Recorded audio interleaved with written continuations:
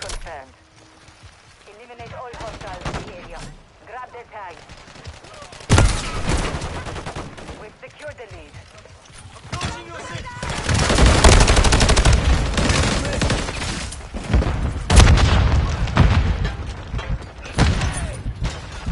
We are targeting the enemy.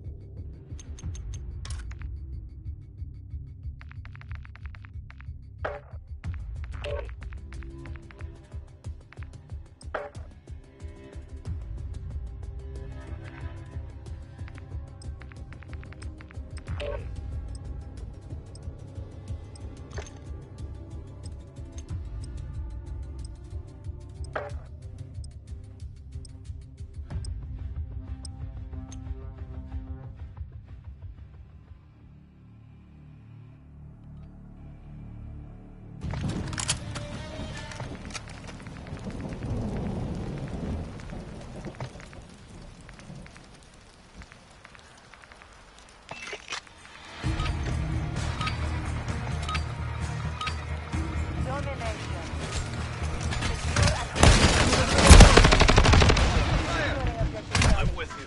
Securing objective Alpha.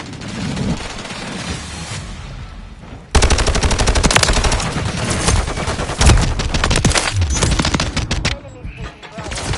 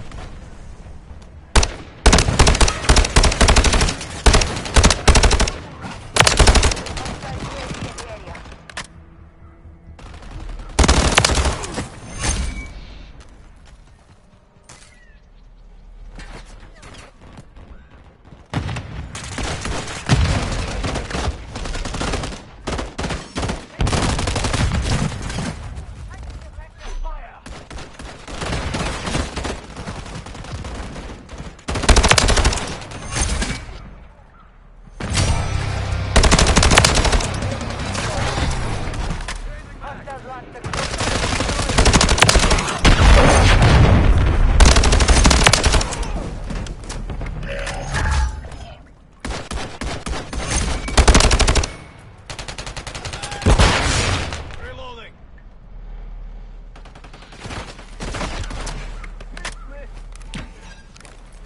Copy.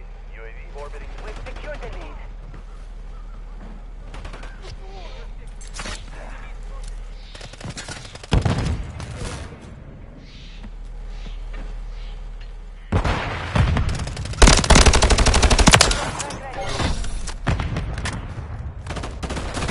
Ready for tasking. Be advised. UAV complement inbound weapon count.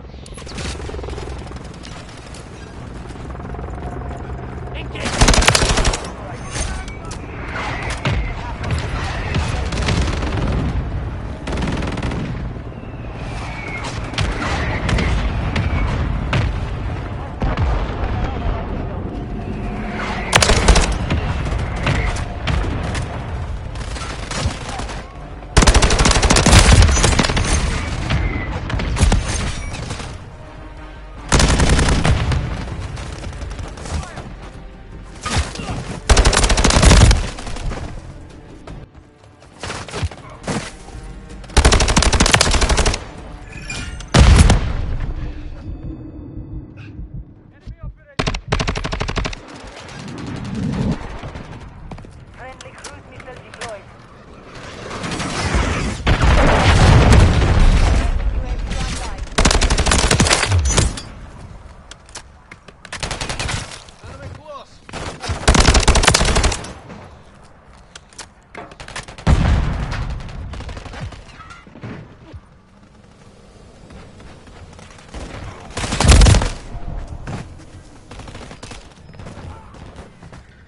Got enemy spotted.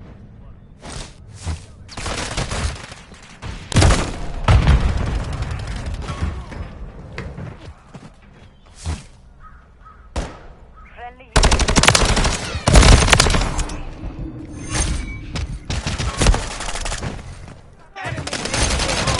Watch, check your.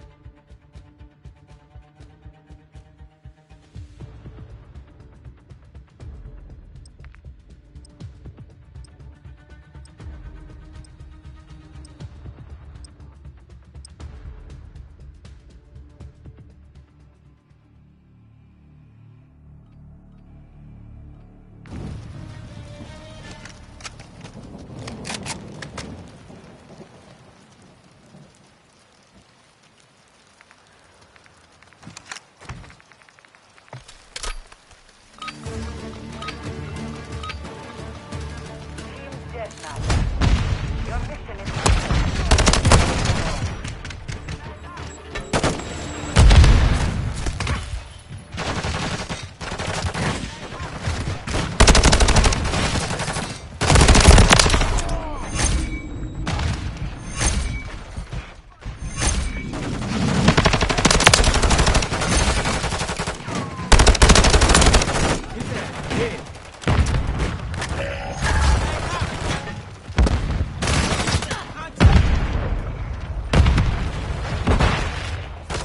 Enemy spotted. What's enemy here?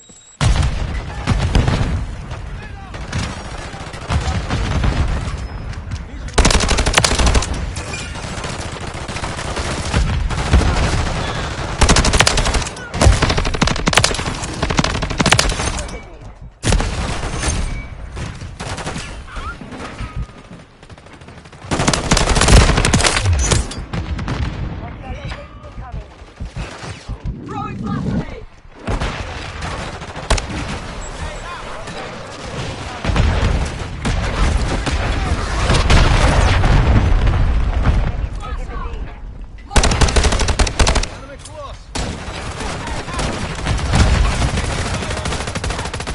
Covered.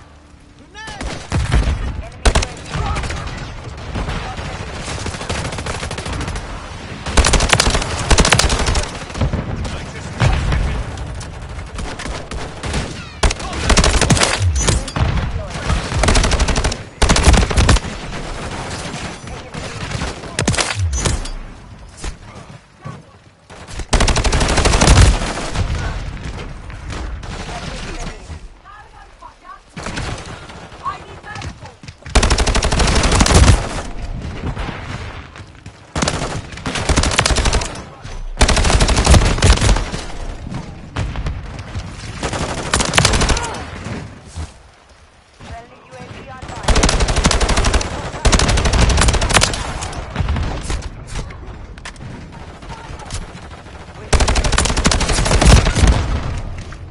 Hostile UAV in the air.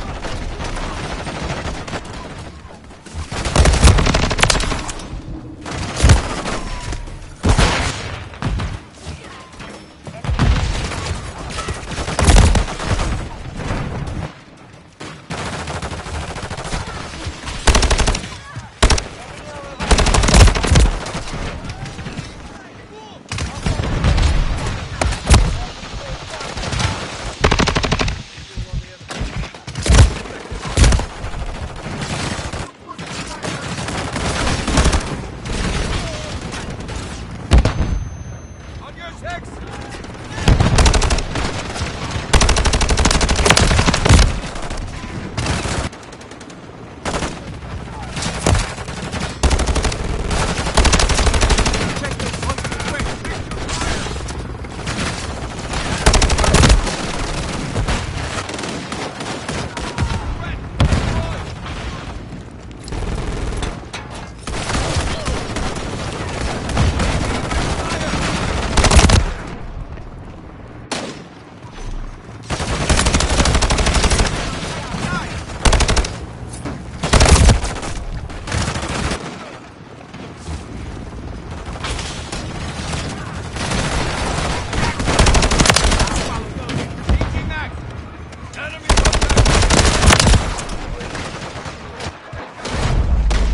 Hostiles launched a cruise missile.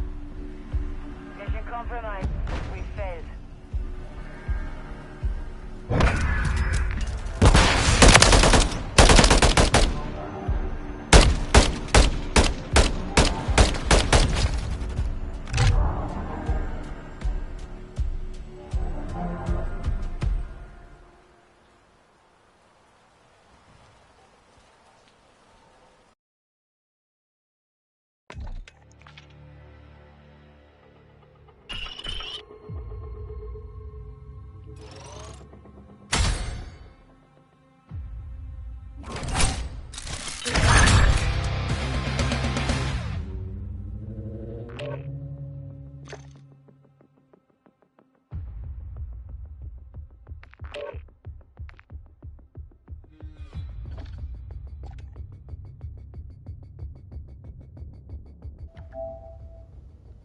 Yep. Testing. Yeah. Testing.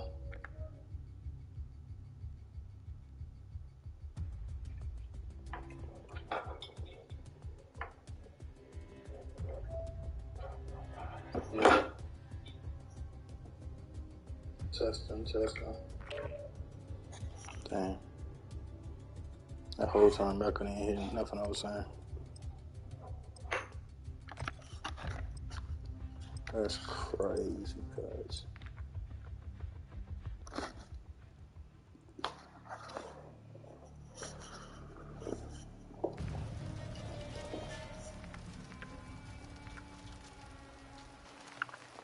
Alright. I still gotta do the whole girl. Airlines. Tossing smoke grenade! Taking fire! Frag up! Smoke grenade! Why is my gun working? Oh, phone going or something?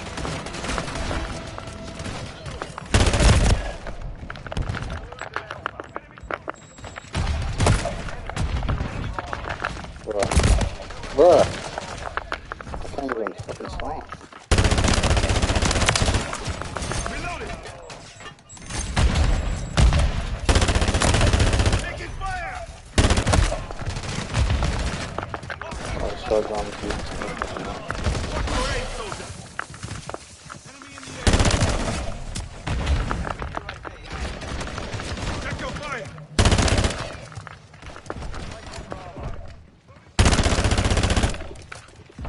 Semtex!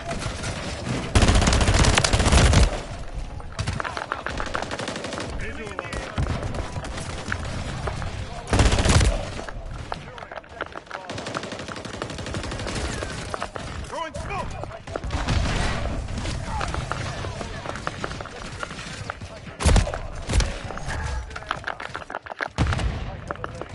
Tossing smoke grenade! What was that? Changing max! Semtex!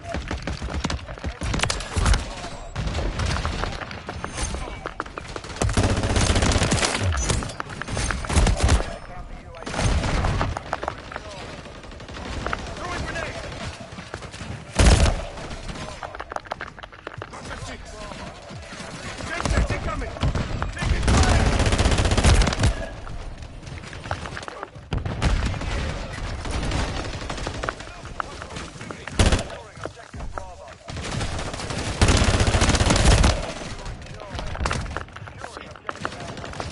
Throwing smoke!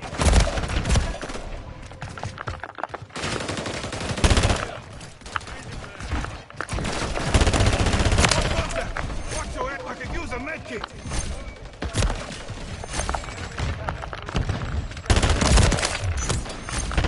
Feeling weak! Fucking faggot shotgun, nigga. Tossing smoke grenade!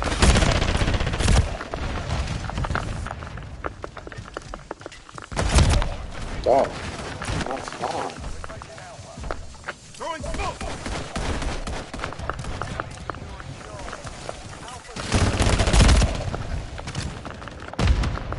Tossing smoke grenade! Taking fire! Throwing smoke!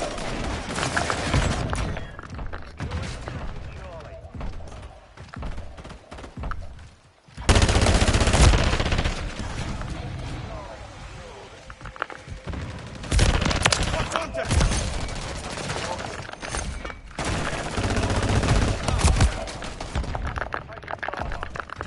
Tossing smoke grenade!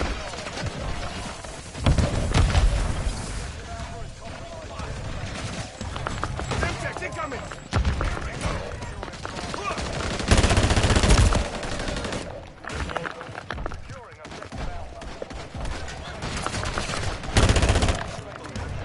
Throwing smoke!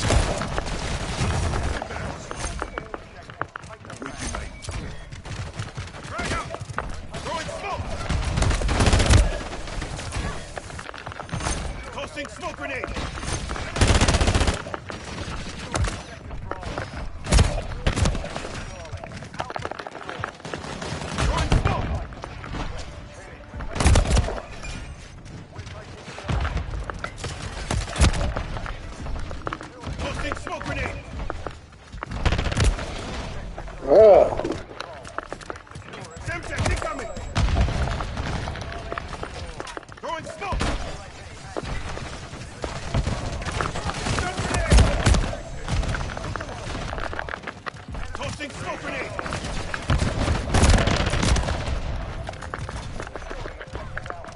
Throwing smoke! ACS out!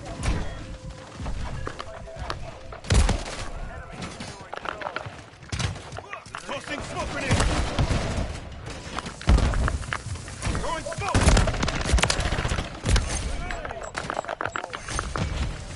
Tossing smoke grenade! Taking fire! Throwing smoke! Lost contact!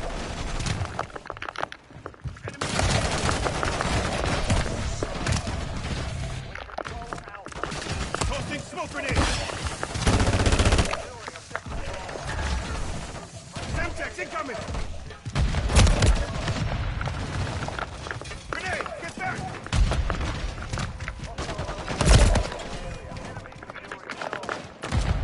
Semtex! Gun incoming!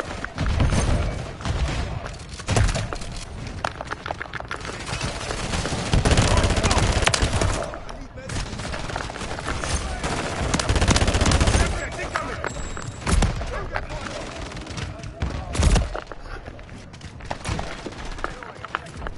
Tossing smoke grenade! Gun incoming! Why wouldn't nobody get view with me, dog? The fuck y'all doing?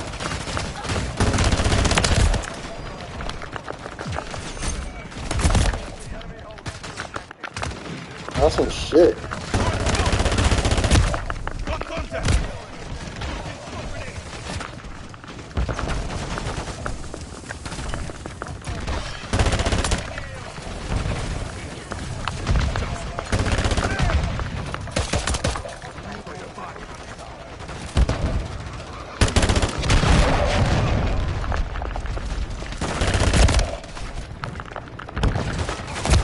Taking fire!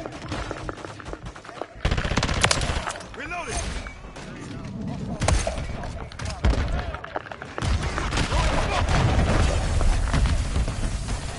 Frag out!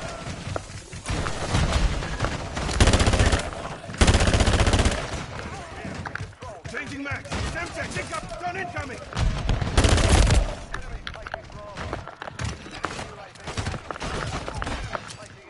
Throwing grenade! Frag out!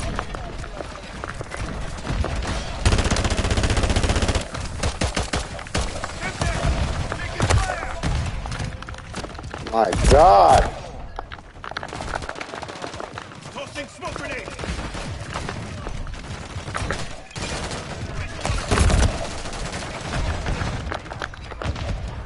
Throwing smoke!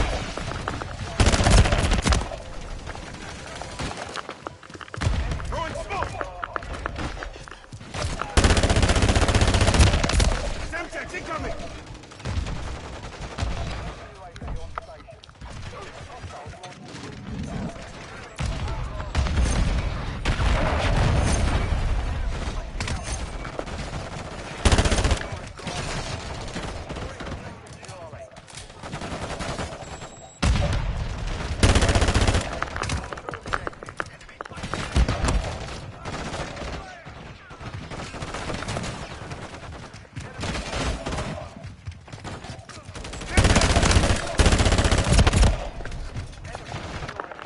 Throwing smoke!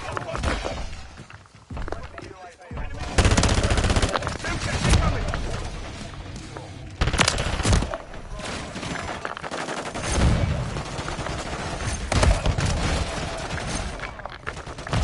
Throwing grenade! Taking fire! Tossing Yeah, I almost could have won, but no. They just want to fucking changing max! lose the fucking flags. God damn it. Semtex! Frag out! Throwing grenade!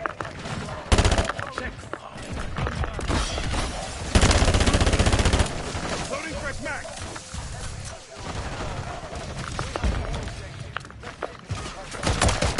Watch your aim! Oh, we won.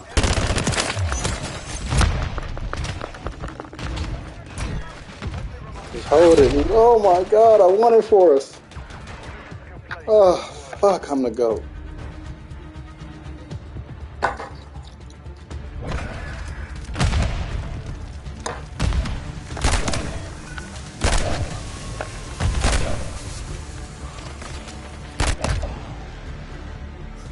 God damn. I'm reverse boosting.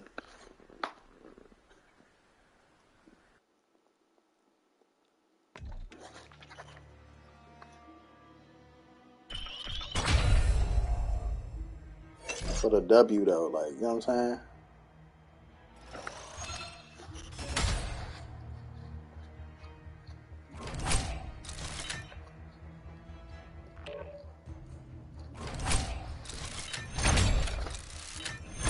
Yeah, I need some fucking.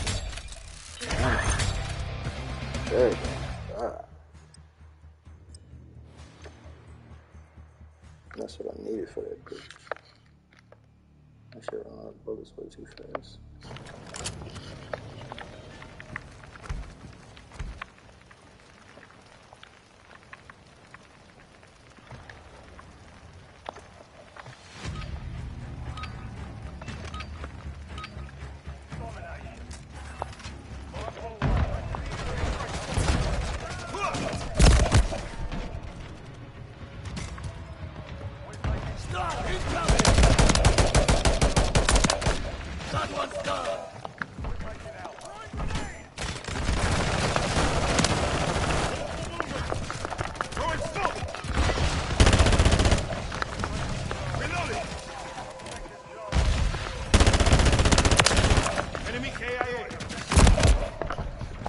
What? What you want to see?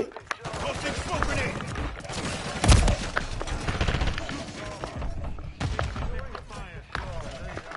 Take cover. Changing map.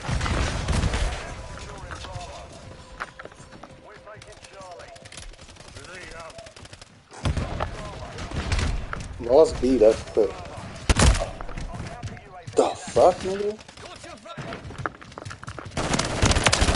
Hostile eliminated.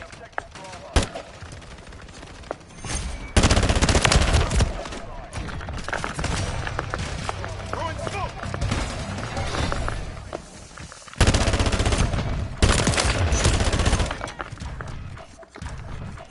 Hey, get back. Loading fresh mag.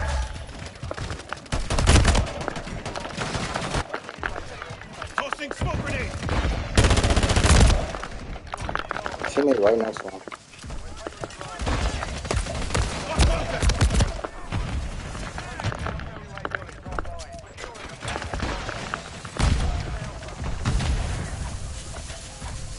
Incoming. Throwing smoke.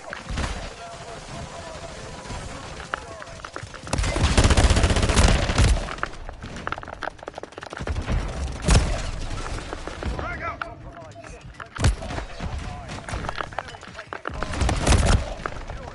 Yeah. Tossing smoke grenade. Watch your aim, soldier.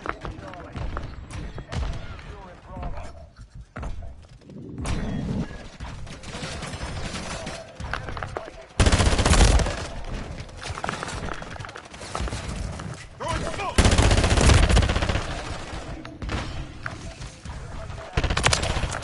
Careless mistake. Frag out. Stun grenade.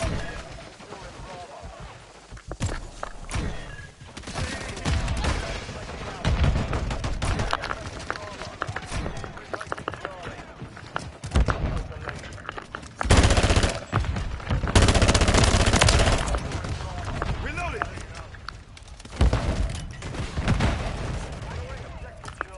Tossing smoke grenade.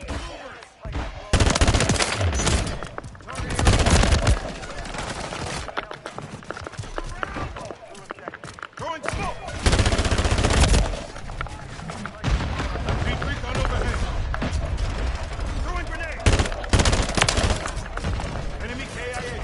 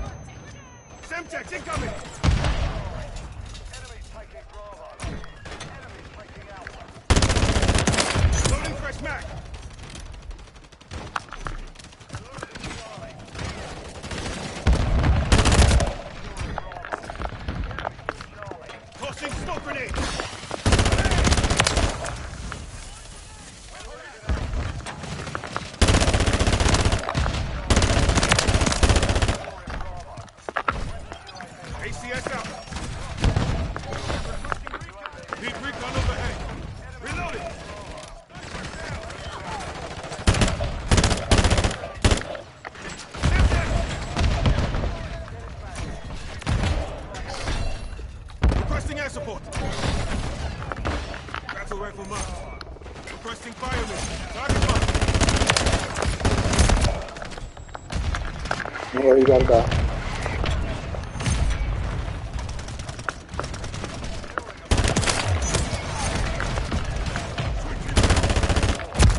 Taking fire!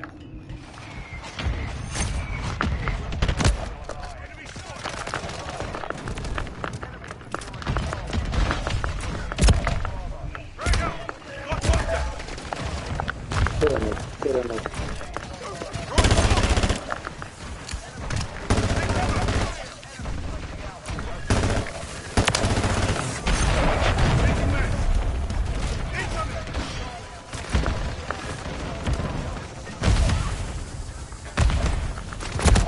Taking fire!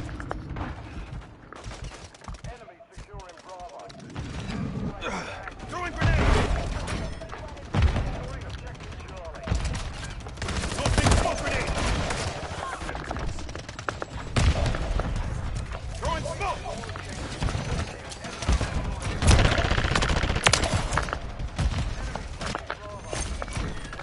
Check your fire!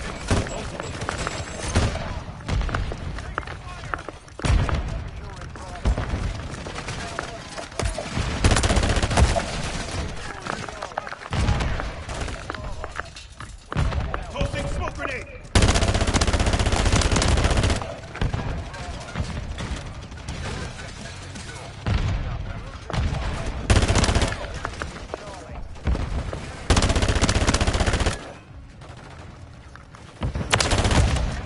Loading for attack!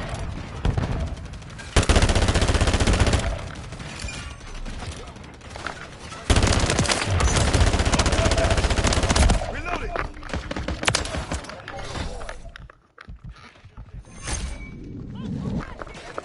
Requesting recon fire! Requesting recon fire!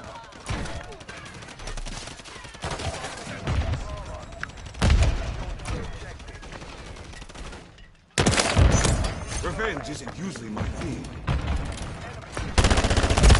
Taking fire! Throwing smoke! Fucking faggot ass commando shit. Like, why do they bring that shit back? It's not part of the experience.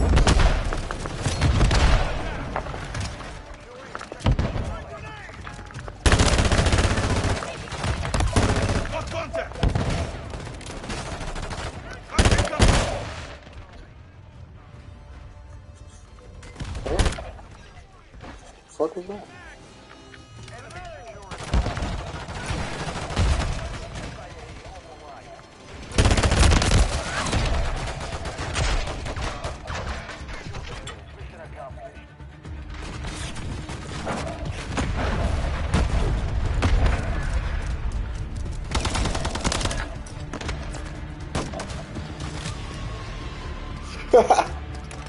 Couldn't get it all.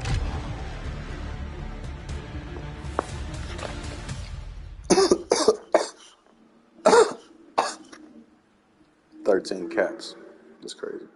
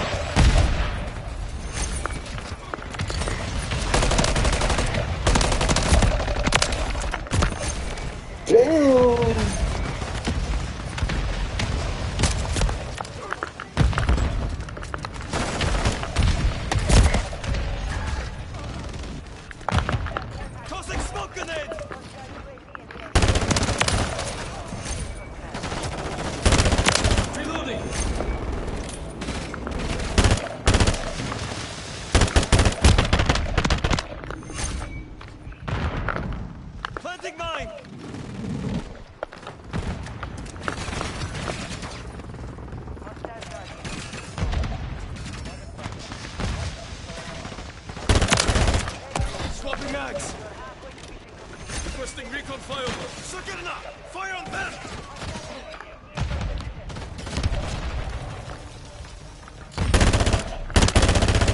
I'm good.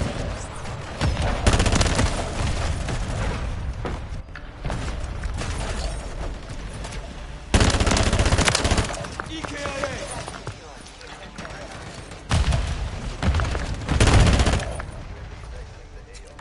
Throwing smoke!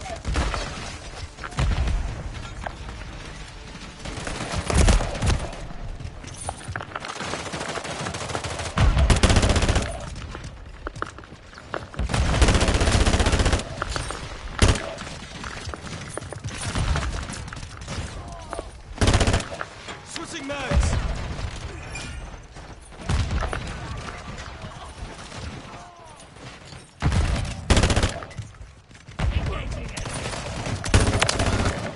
Ended that one. Enemy! I'm reloading! UAV on station. Flash incoming! I'm taking fire! Toxic smoke grenade! Reloading! Throwing smoke! Setting mine! Planting mine!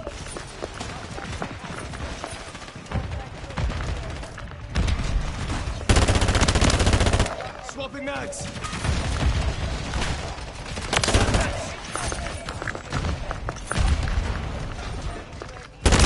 Taking enemy fire!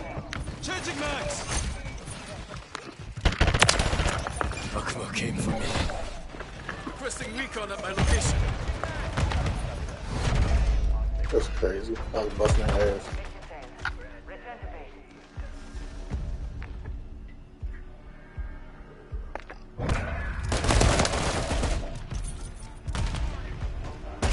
I didn't even see that nigga.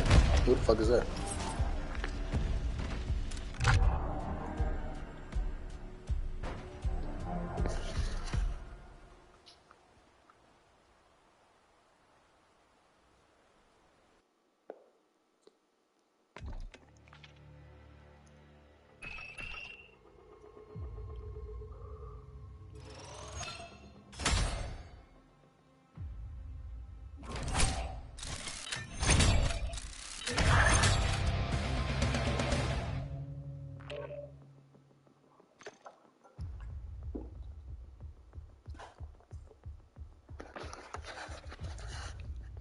No.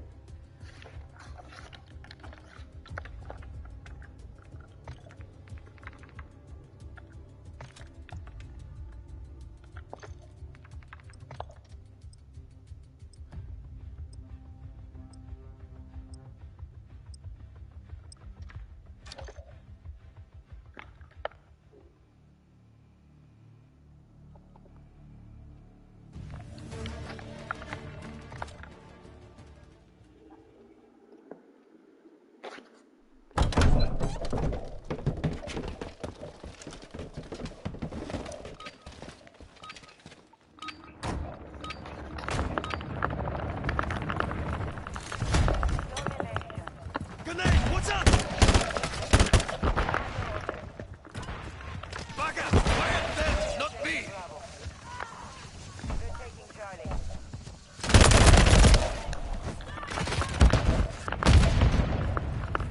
Tossing smoke grenade!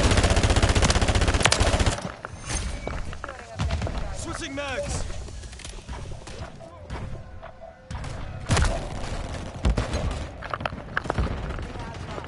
Throwing smoke!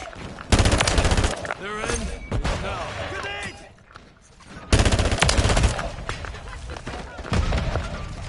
We're losing Charlie. Lost Bravo. We're taking Charlie. We're taking Bravo.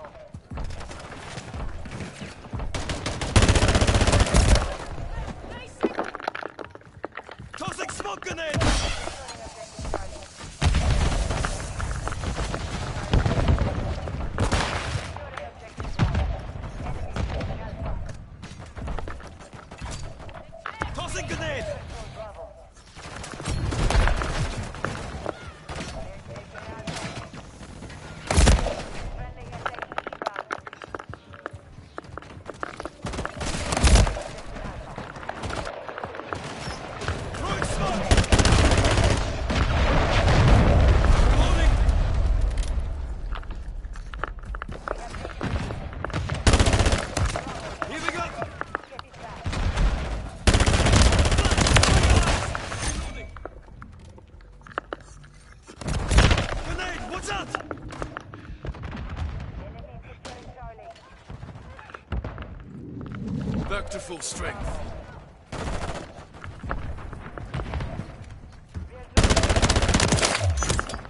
Swapping mags.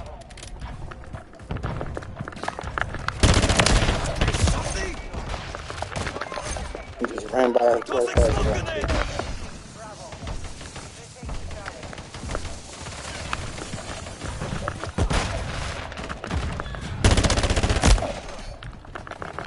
Enemy securing Bravo. Throwing smoke.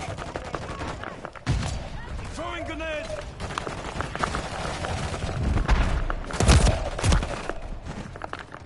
Enemy securing Charlie. Tossing smoke grenade. Changing mags. Taking Bravo. We control. Tossing grenade.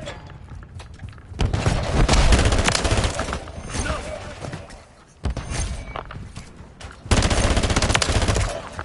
Stop. Took a round.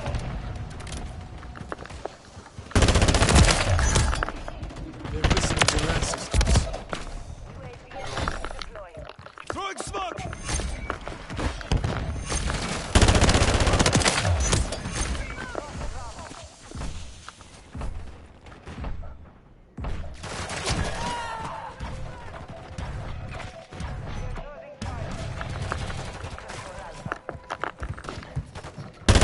I'm reloading.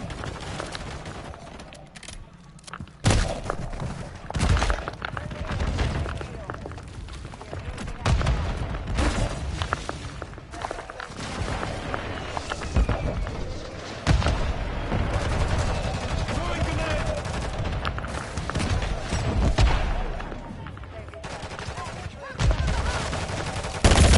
Securing Charlie.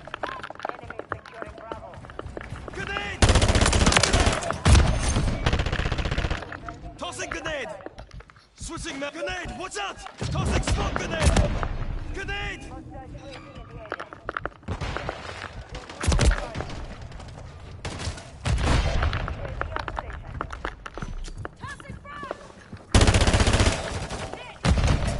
Throwing smoke. Grenade. Watch out. Stop. Taking fire. Changing mags.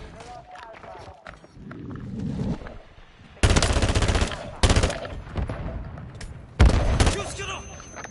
Swapping mags.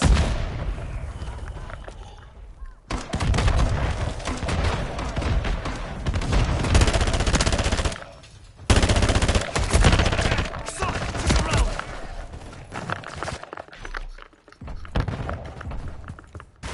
Tossing smoke grenade.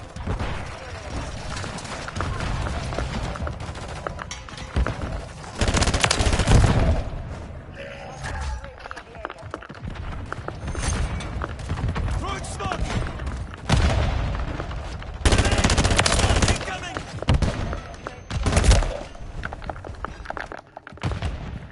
Tossing smoke grenade. Grenade. Watch out. Healing up. Format incoming. The enemy has captured. He's back up top and then fucking. We're taking Charlie. Enemy taking Alpha. Throwing grenade.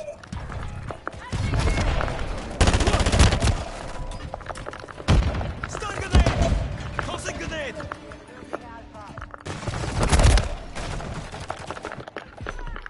Throwing smoke. Taking Alpha. Tossing smoke grenade. Target's dead.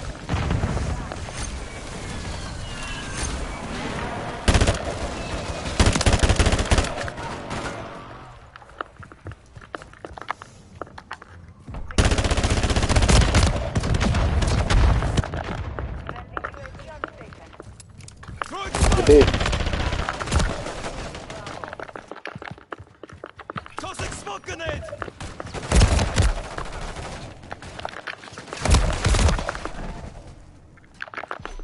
Throwing smoke. Throwing grenade.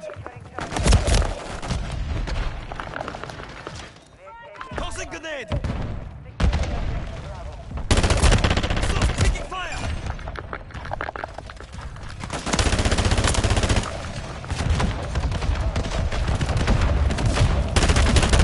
Tossing smoke grenade!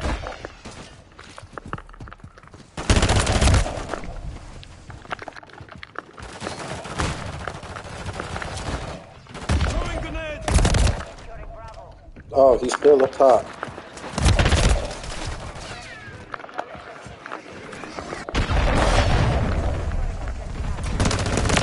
You shot me?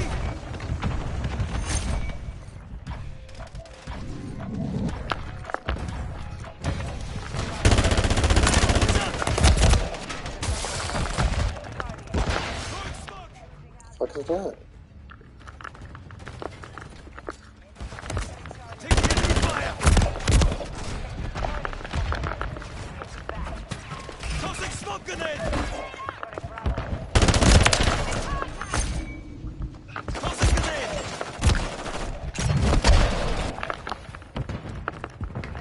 Throwing grenade! Throwing smoke! Tossing grenade!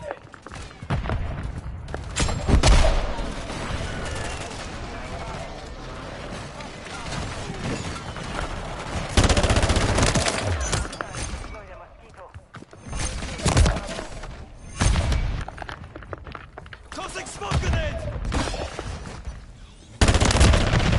Stun incoming!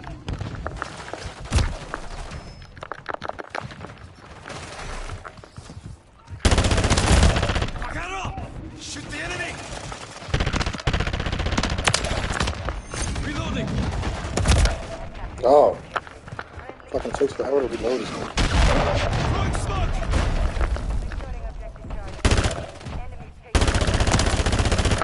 Taking enemy fire!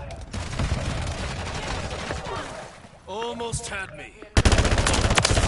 Stun grenade! Shot!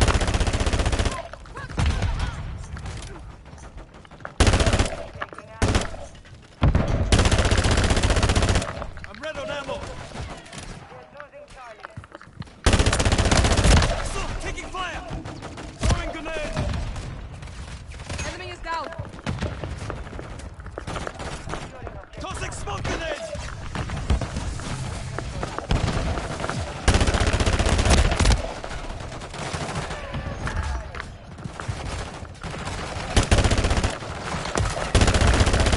Swapping mags!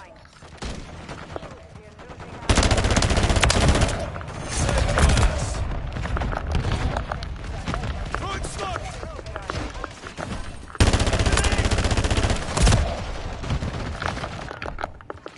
Tossing smoke grenade!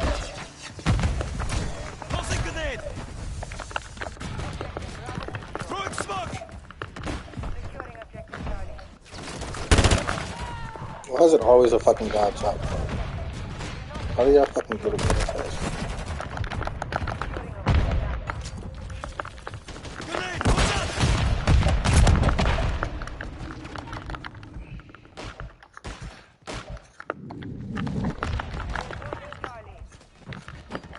Grenade! Stun! Incoming! Grenade! Watch out! Back to full strength.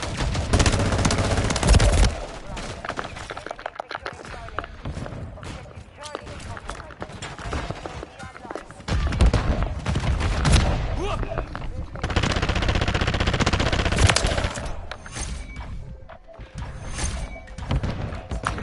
Grenade!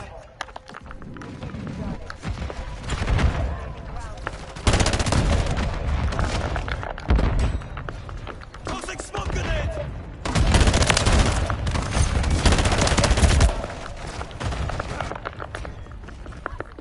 Throwing smoke!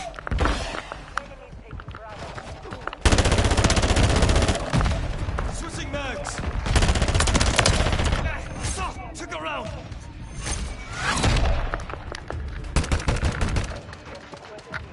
Mission accomplished.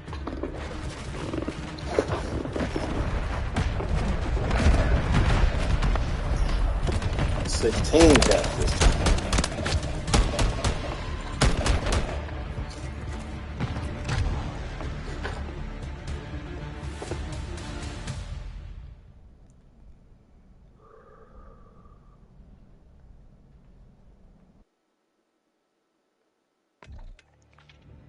Need them W's, man. Gotta get them W's. OBJ. OBJ over everything.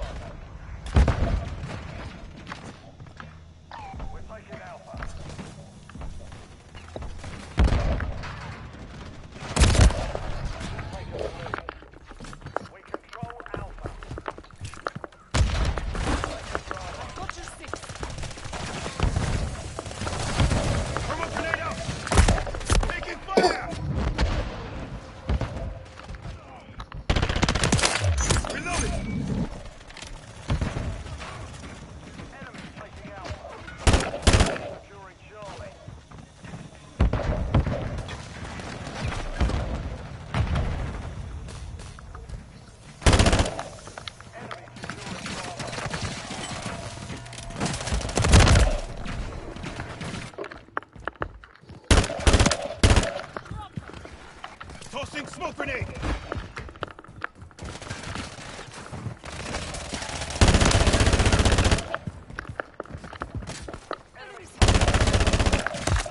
Got contact! We're losing Charlie.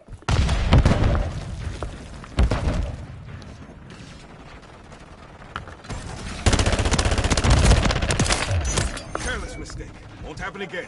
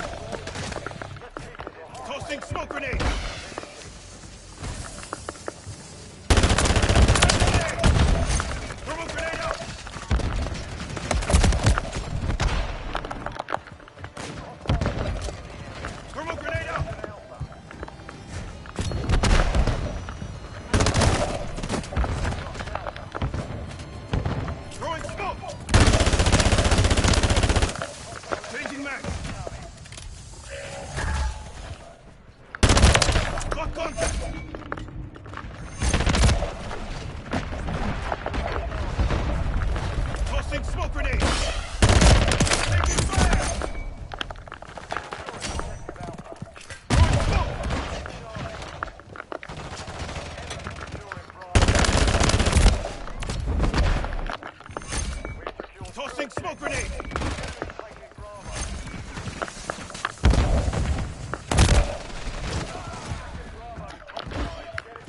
Throwing smoke!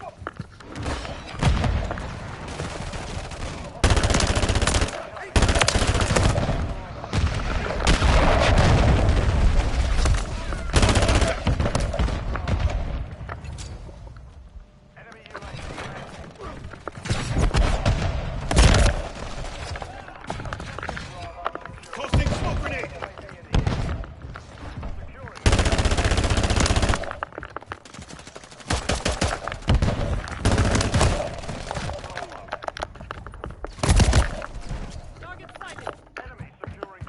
Throwing smoke!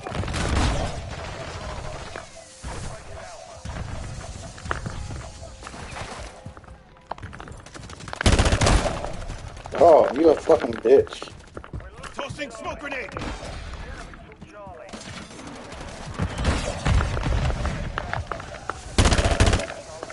Thermal grenade out! Okay. Straight hoe cut. Throwing smoke! Thermal grenade out! Reloading!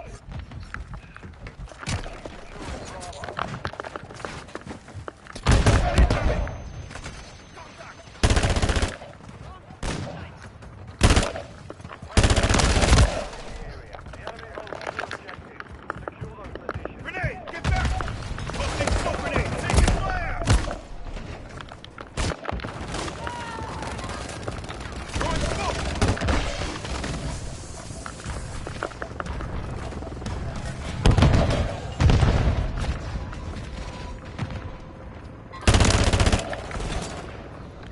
Thermal grenade out!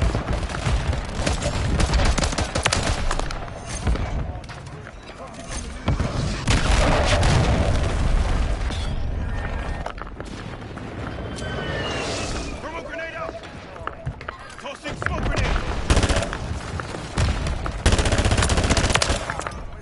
Hostile eliminated! Loading fresh mag! Reload. Man. Throwing smoke! Thermal grenade out!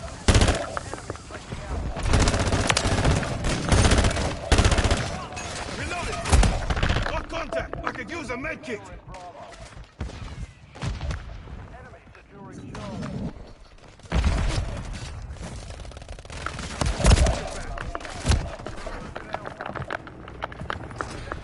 Tossing smoke grenade!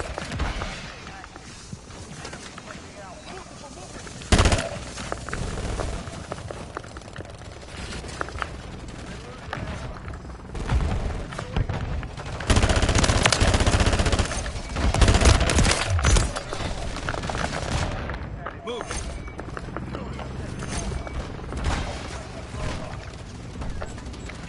Thermal grenade out! Taking fire! Changing max!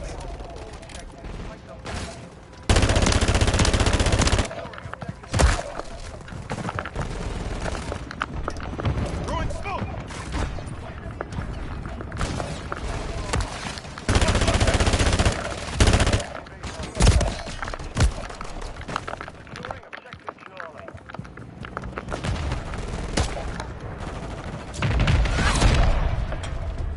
Okay, guys, niggas.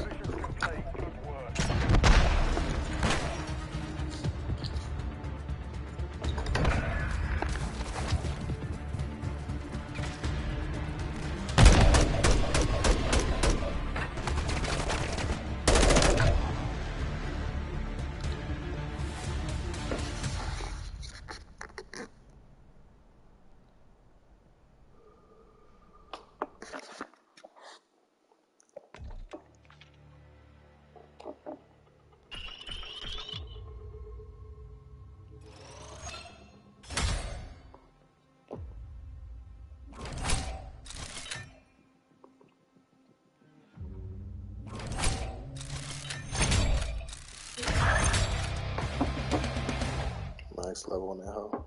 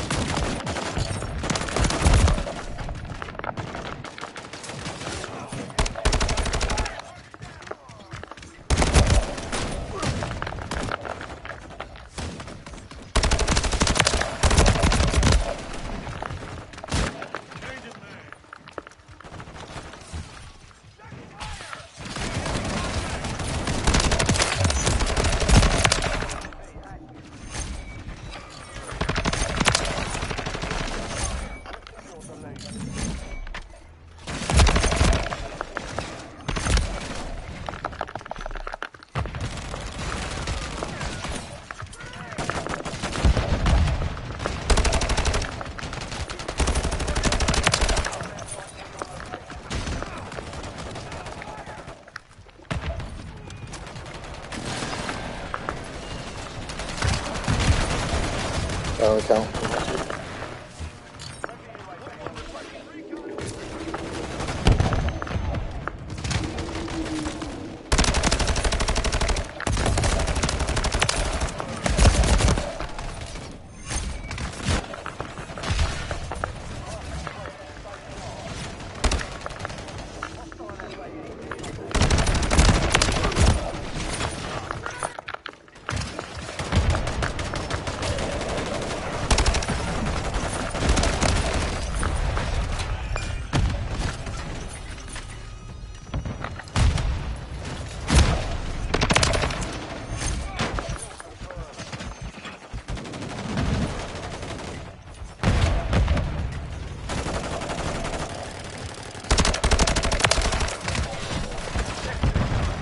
Assault rifle marked.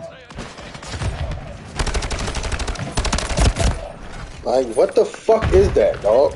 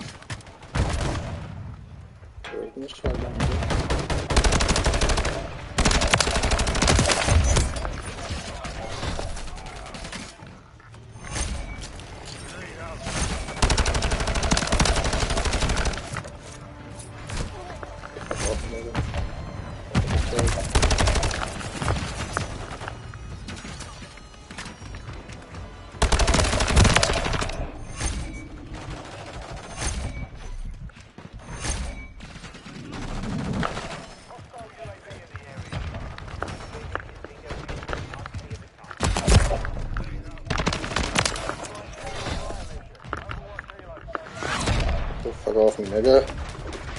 Woo.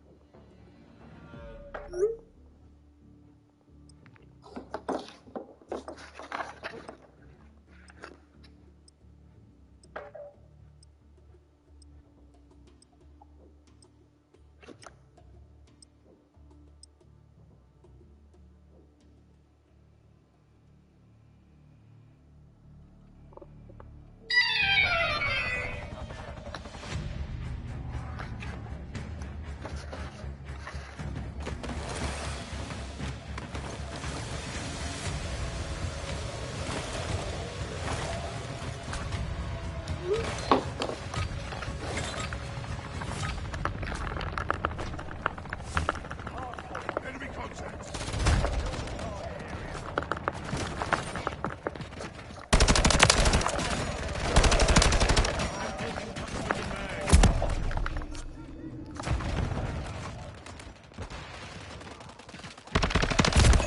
$20 bullets left.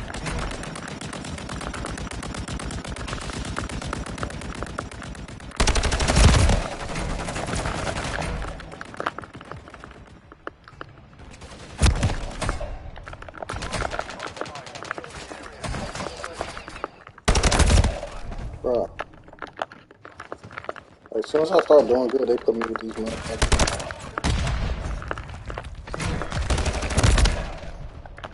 I want every lobby to be me doing good. I don't want to play other niggas that's doing good. It's stupid.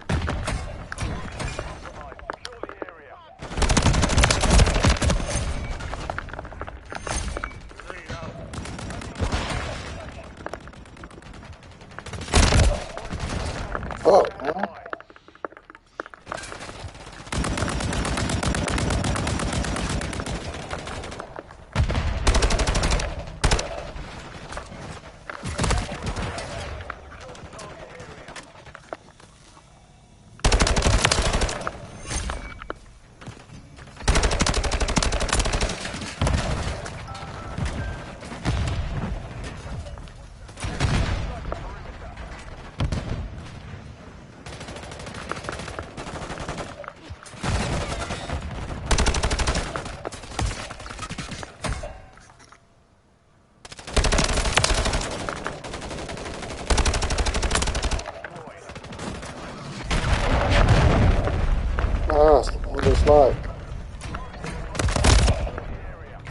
slide.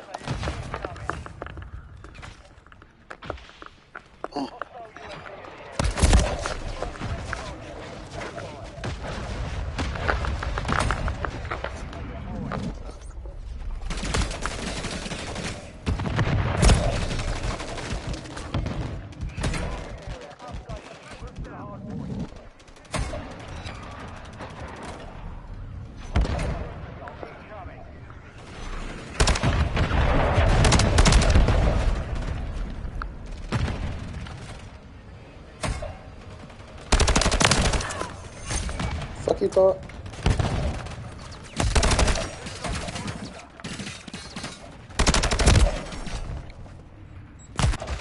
Who's pressed to get me a red on?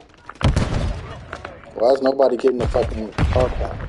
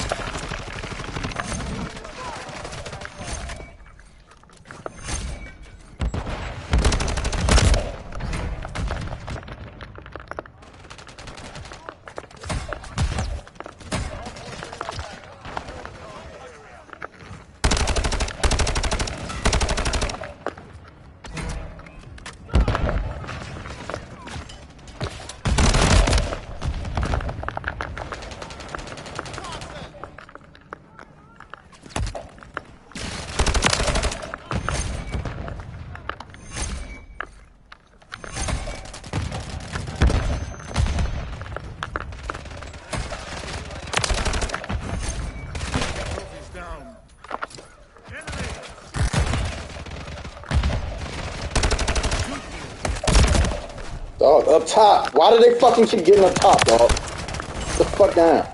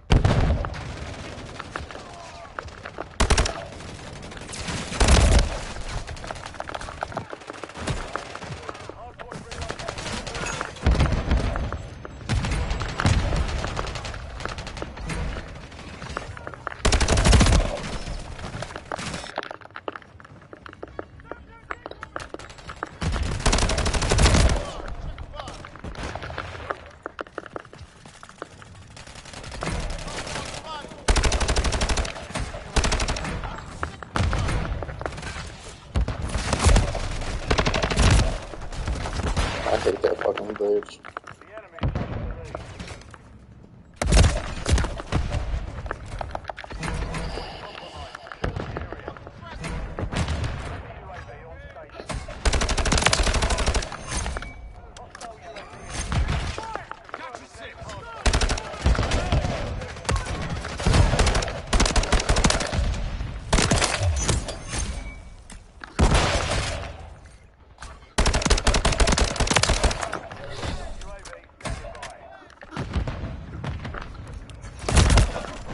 Fuck, man.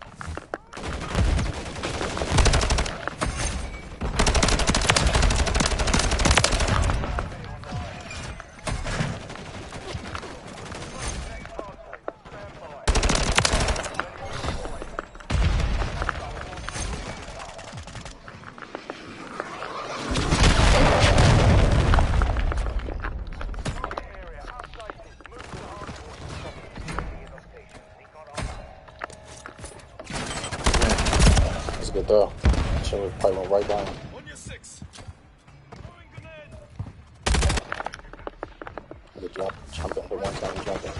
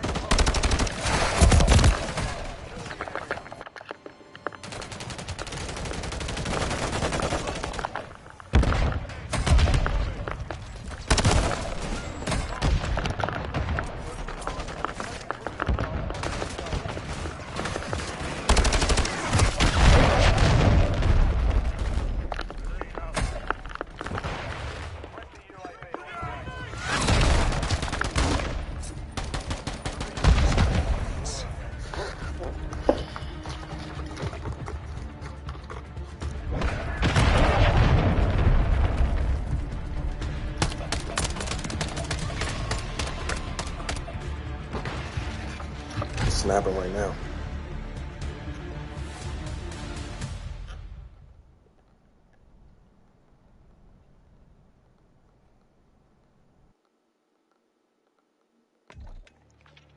Hit or miss.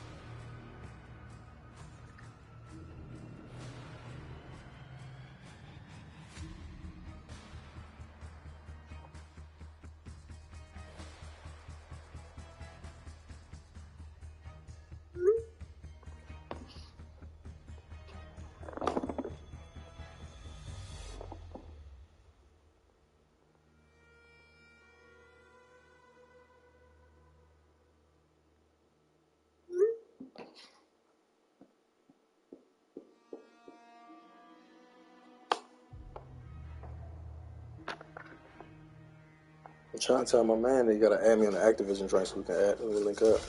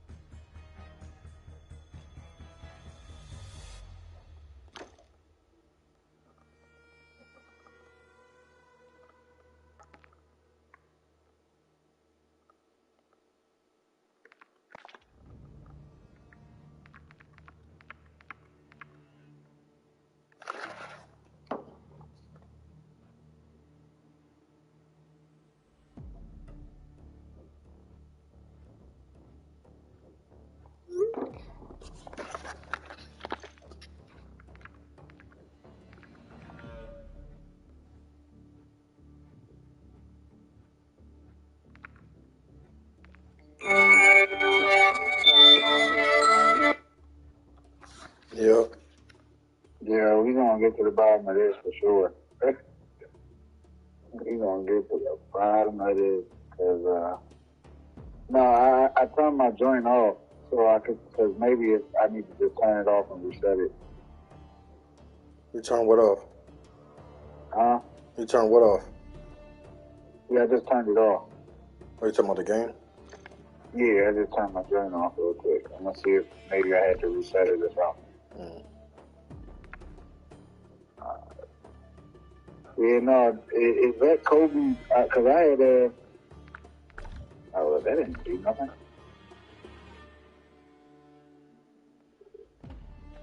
You know, I had added Kobe on the invite or whatever, and then he was on it, but then it wouldn't let me pick nothing.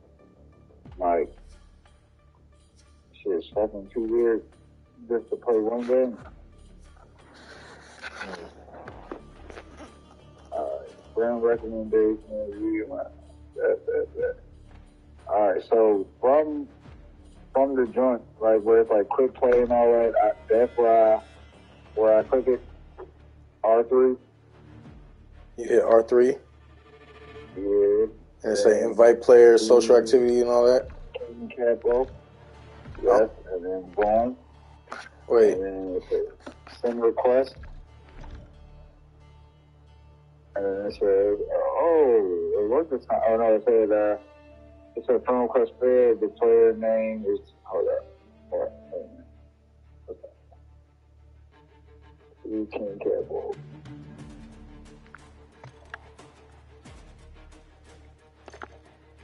Yeah, so we already friends.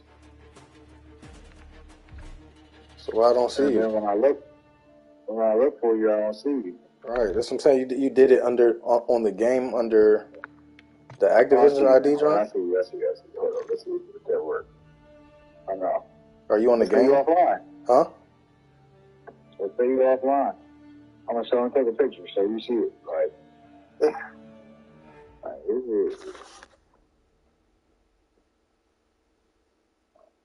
When I try to add you, it's saying that your name doesn't exist.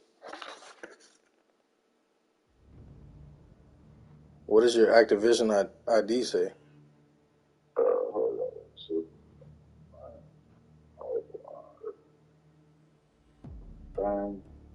And then my Activision ID. How to go to that?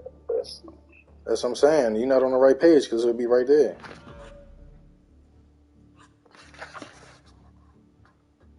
Oh. is Fly Guy D3.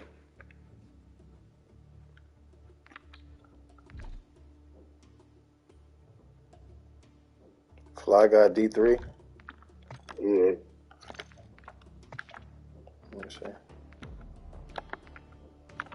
To show you what I just did.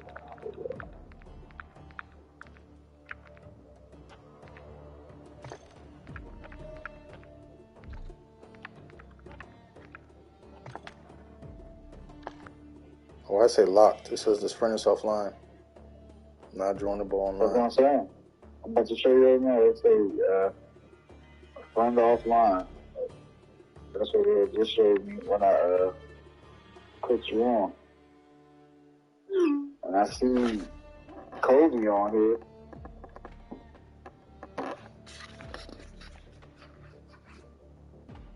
Why?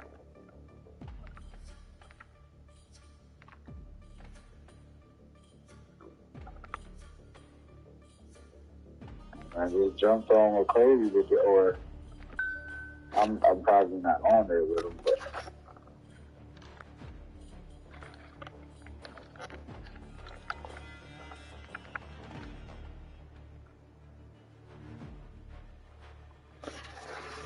I gotta search this shit real quick.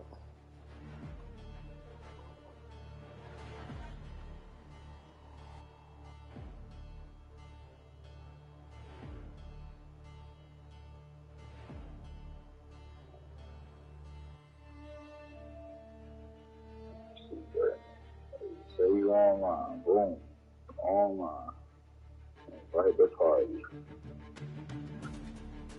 What?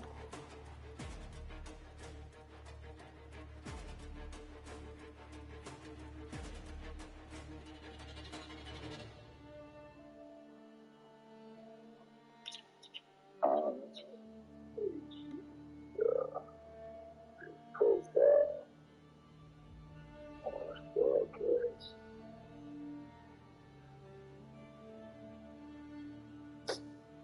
A player might show up as locked if they're already in a party, if they're offline, or if they change their settings to disallow invites.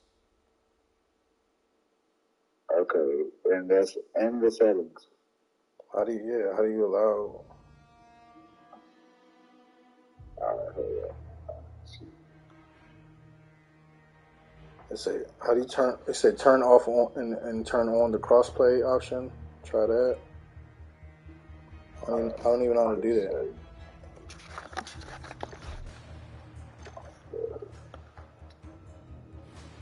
Where's crossplay at? Crossplay, turn off and on.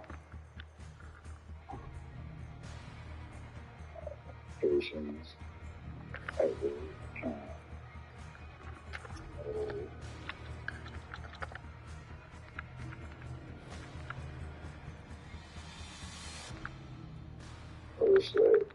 Two-factor authentications. I gotta do all that probably.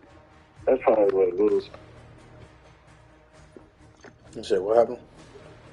It got like authentications or something like that. Where's that at? Yeah, I don't know. Huh? Where's that at? It's in the crossplay thing. Okay, crossplay on, crossplay communication on, Activision account, two-factor authentication, block players. Now we're done. You gotta log into the shit. Log into what? The crossplay, let's see. There's phone.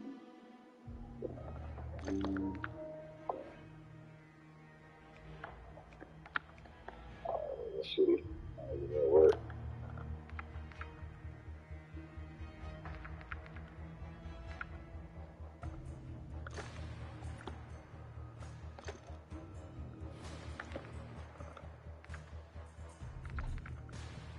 Does that work? What the fuck?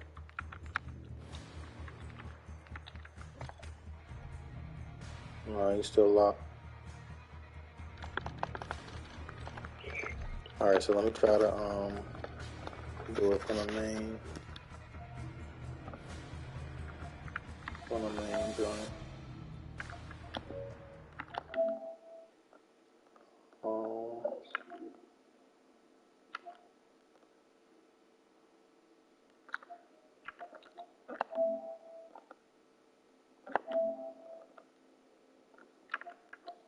Joinable join. Let me see if that works.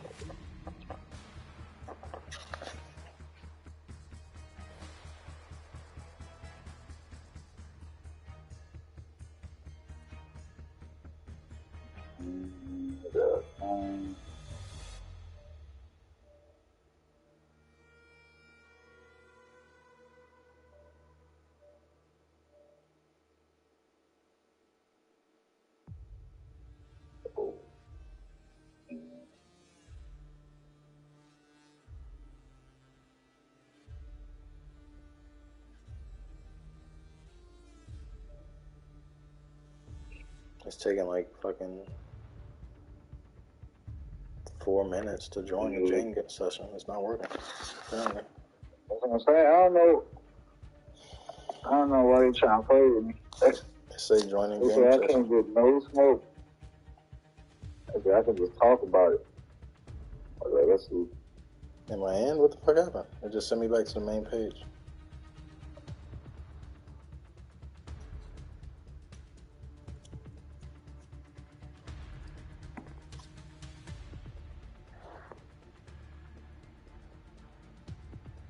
Okay. It's just taking forever for it to log in, but I'm trying to do that little verification thing. It was stuck. I don't know why it's playing like this. Oh. Maybe that's fine with this.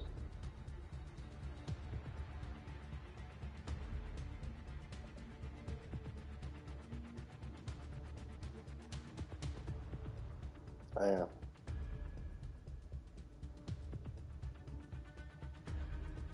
Does it work? Man, it's so stupid. This shit is just stupid. Let's see if it work that way.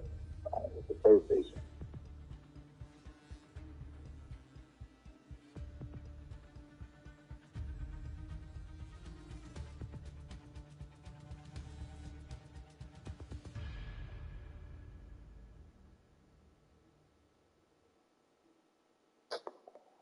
Yeah, I don't even see nothing on like. They got shit from last year, like it's been an issue from the previous Call of Duty. What's that? So I'm seeing fixes from like the old previous Call of Duty, like it's been an issue. Are they acting? I mean, people saying that it's an issue though? I'm seeing it for. I'm seeing it for PC, not for console though. Oh. They're giving me like PC fixes.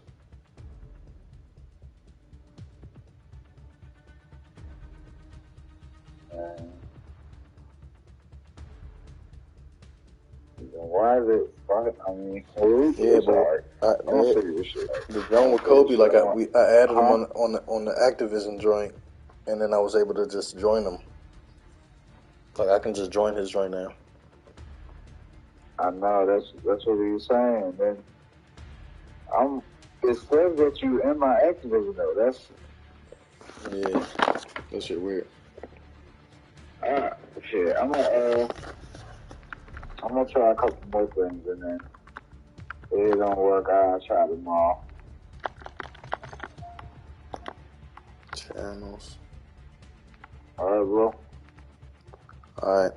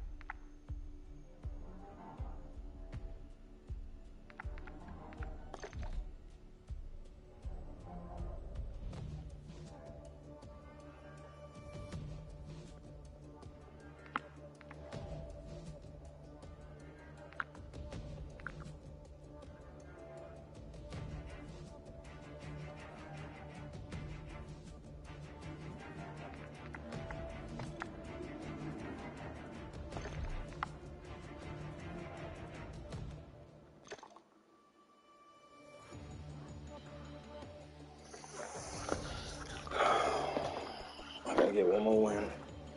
Fucking Scott. I'm ready to pull up. Give me a drink. Eat my little salad. Finish rolling this J first. My salad probably. No, it's still cold. I got a little honey drink from Honey Grow. Honey Grow torch though. Maybe here. I had a Christmas party at work today, bro. That's my fucking. My fucking body was hurting.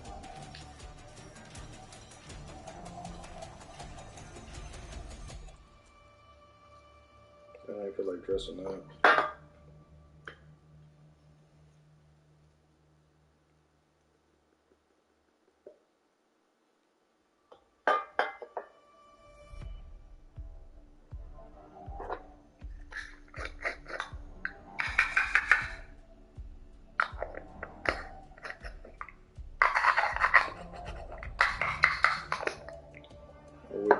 Wiggy.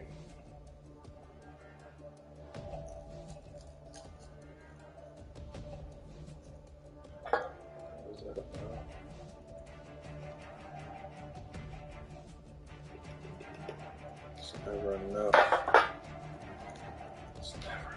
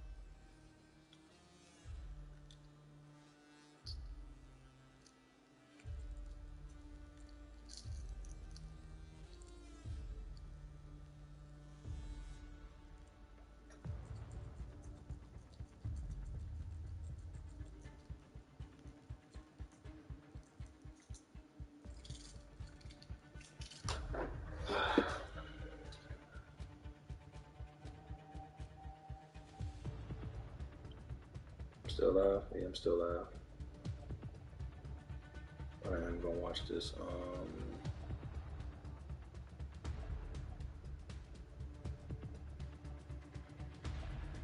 Hey, Adam Raven going off.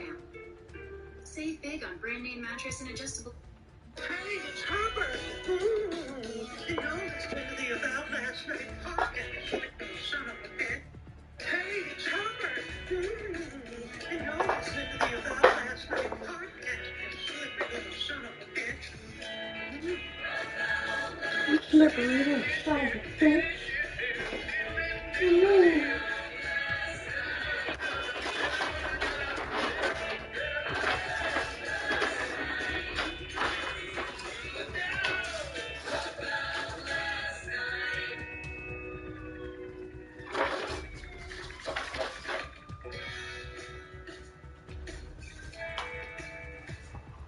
Guys, welcome back to the About Last Night podcast.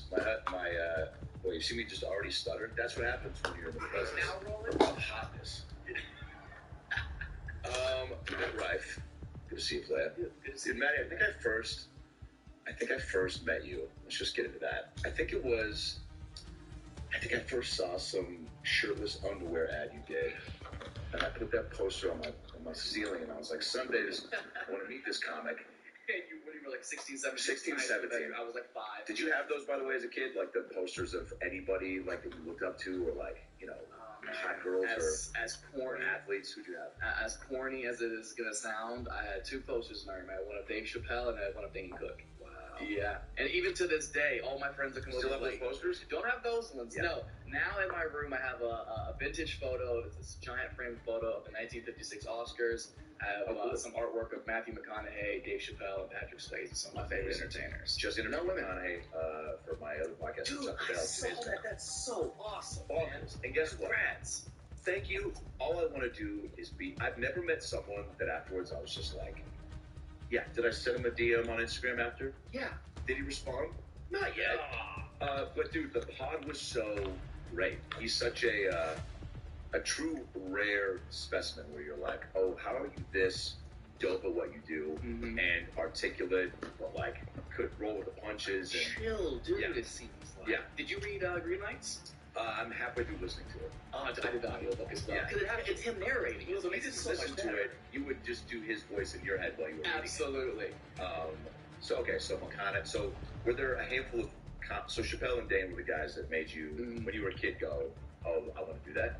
Yeah, Dane is the first comic I ever saw live. This is when he was at like his absolute peak. My mom won tickets on the radio to see him at Nationwide Arena. I think it was just like Be This Number Caller or something like that. And I got home do a from Dane school. impression and Oh God, I hope not. She just speak and spell it over the phone. Yeah. My mom's a smoker, so it kind of just sounded like her. Yeah, that's amazing. She won the tickets and we went and saw him, and like something inside me just kind of like clicked. I started doing stand up like 7 months later, something like that. Wow. Yeah, it was And crazy. in that 7 months, what kind of prevented you from like starting the next week? Was it like needing to get a grasp on how do I even start this? Yeah, because I had just turned 15, so like I didn't understand even really what it was. Like even when I started out, I was doing a different 5 minutes every open mic because I didn't even know what building a set was. I still thought comedy was just people going up there and being funny. So I had no reference to how to even begin, and I figured out the Columbus Funny Bone, which you played. Yeah.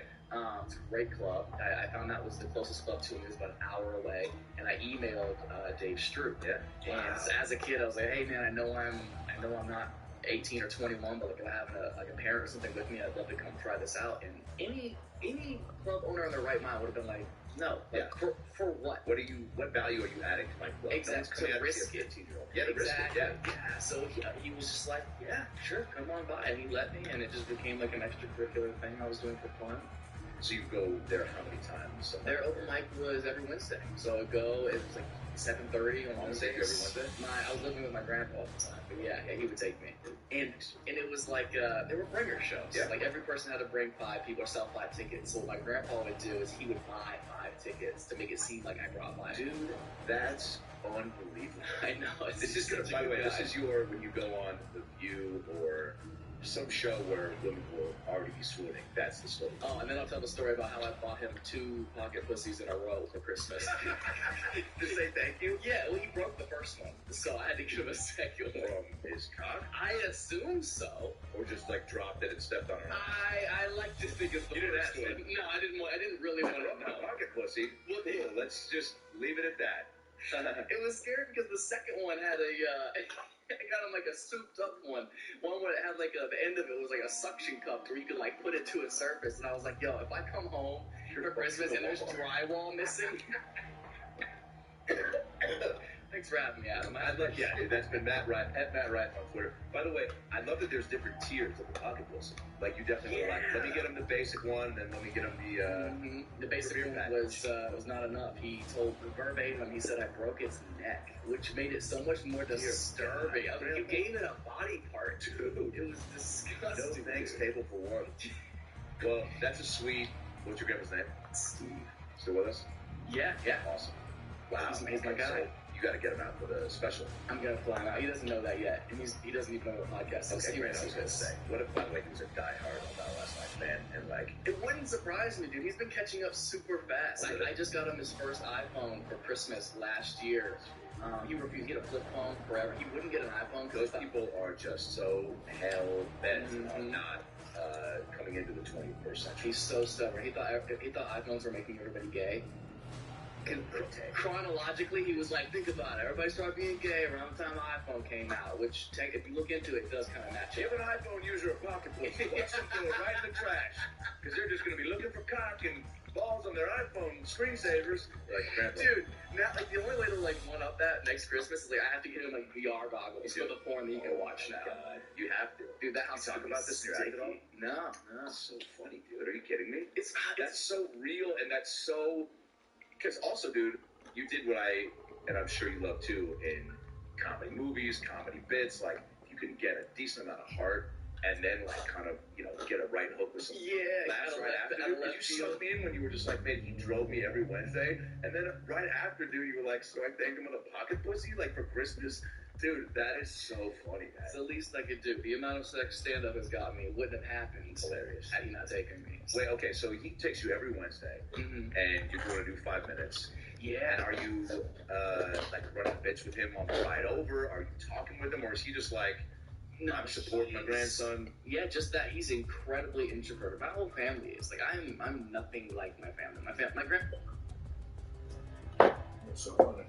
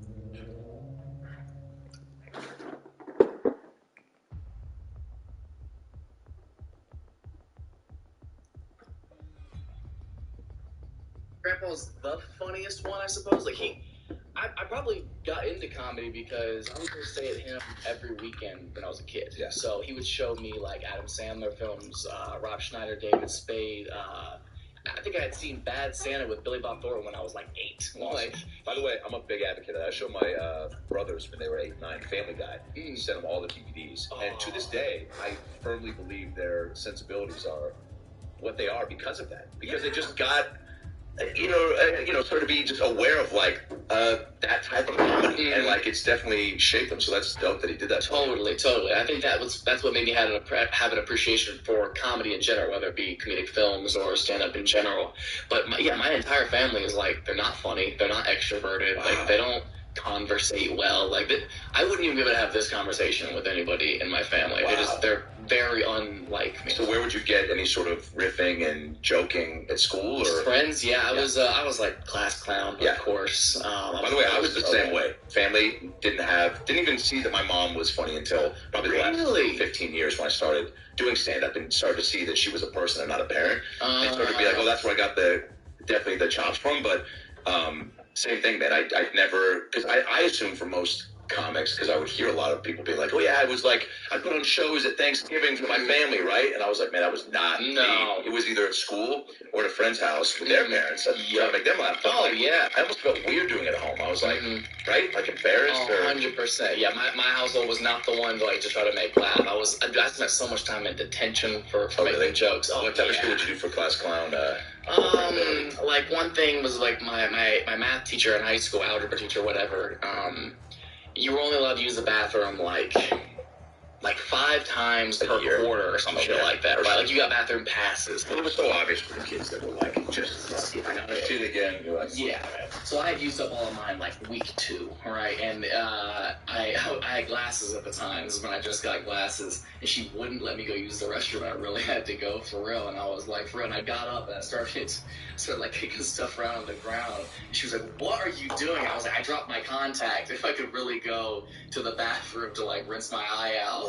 And I'm wearing glasses the entire time, like stupid stuff, like stupid stuff like that. Would you do voices? Would you do like impersonate people from movies? You know, that was always popular. Some kids would just kind of get their chuckles in by doing like an Austin Powers or a.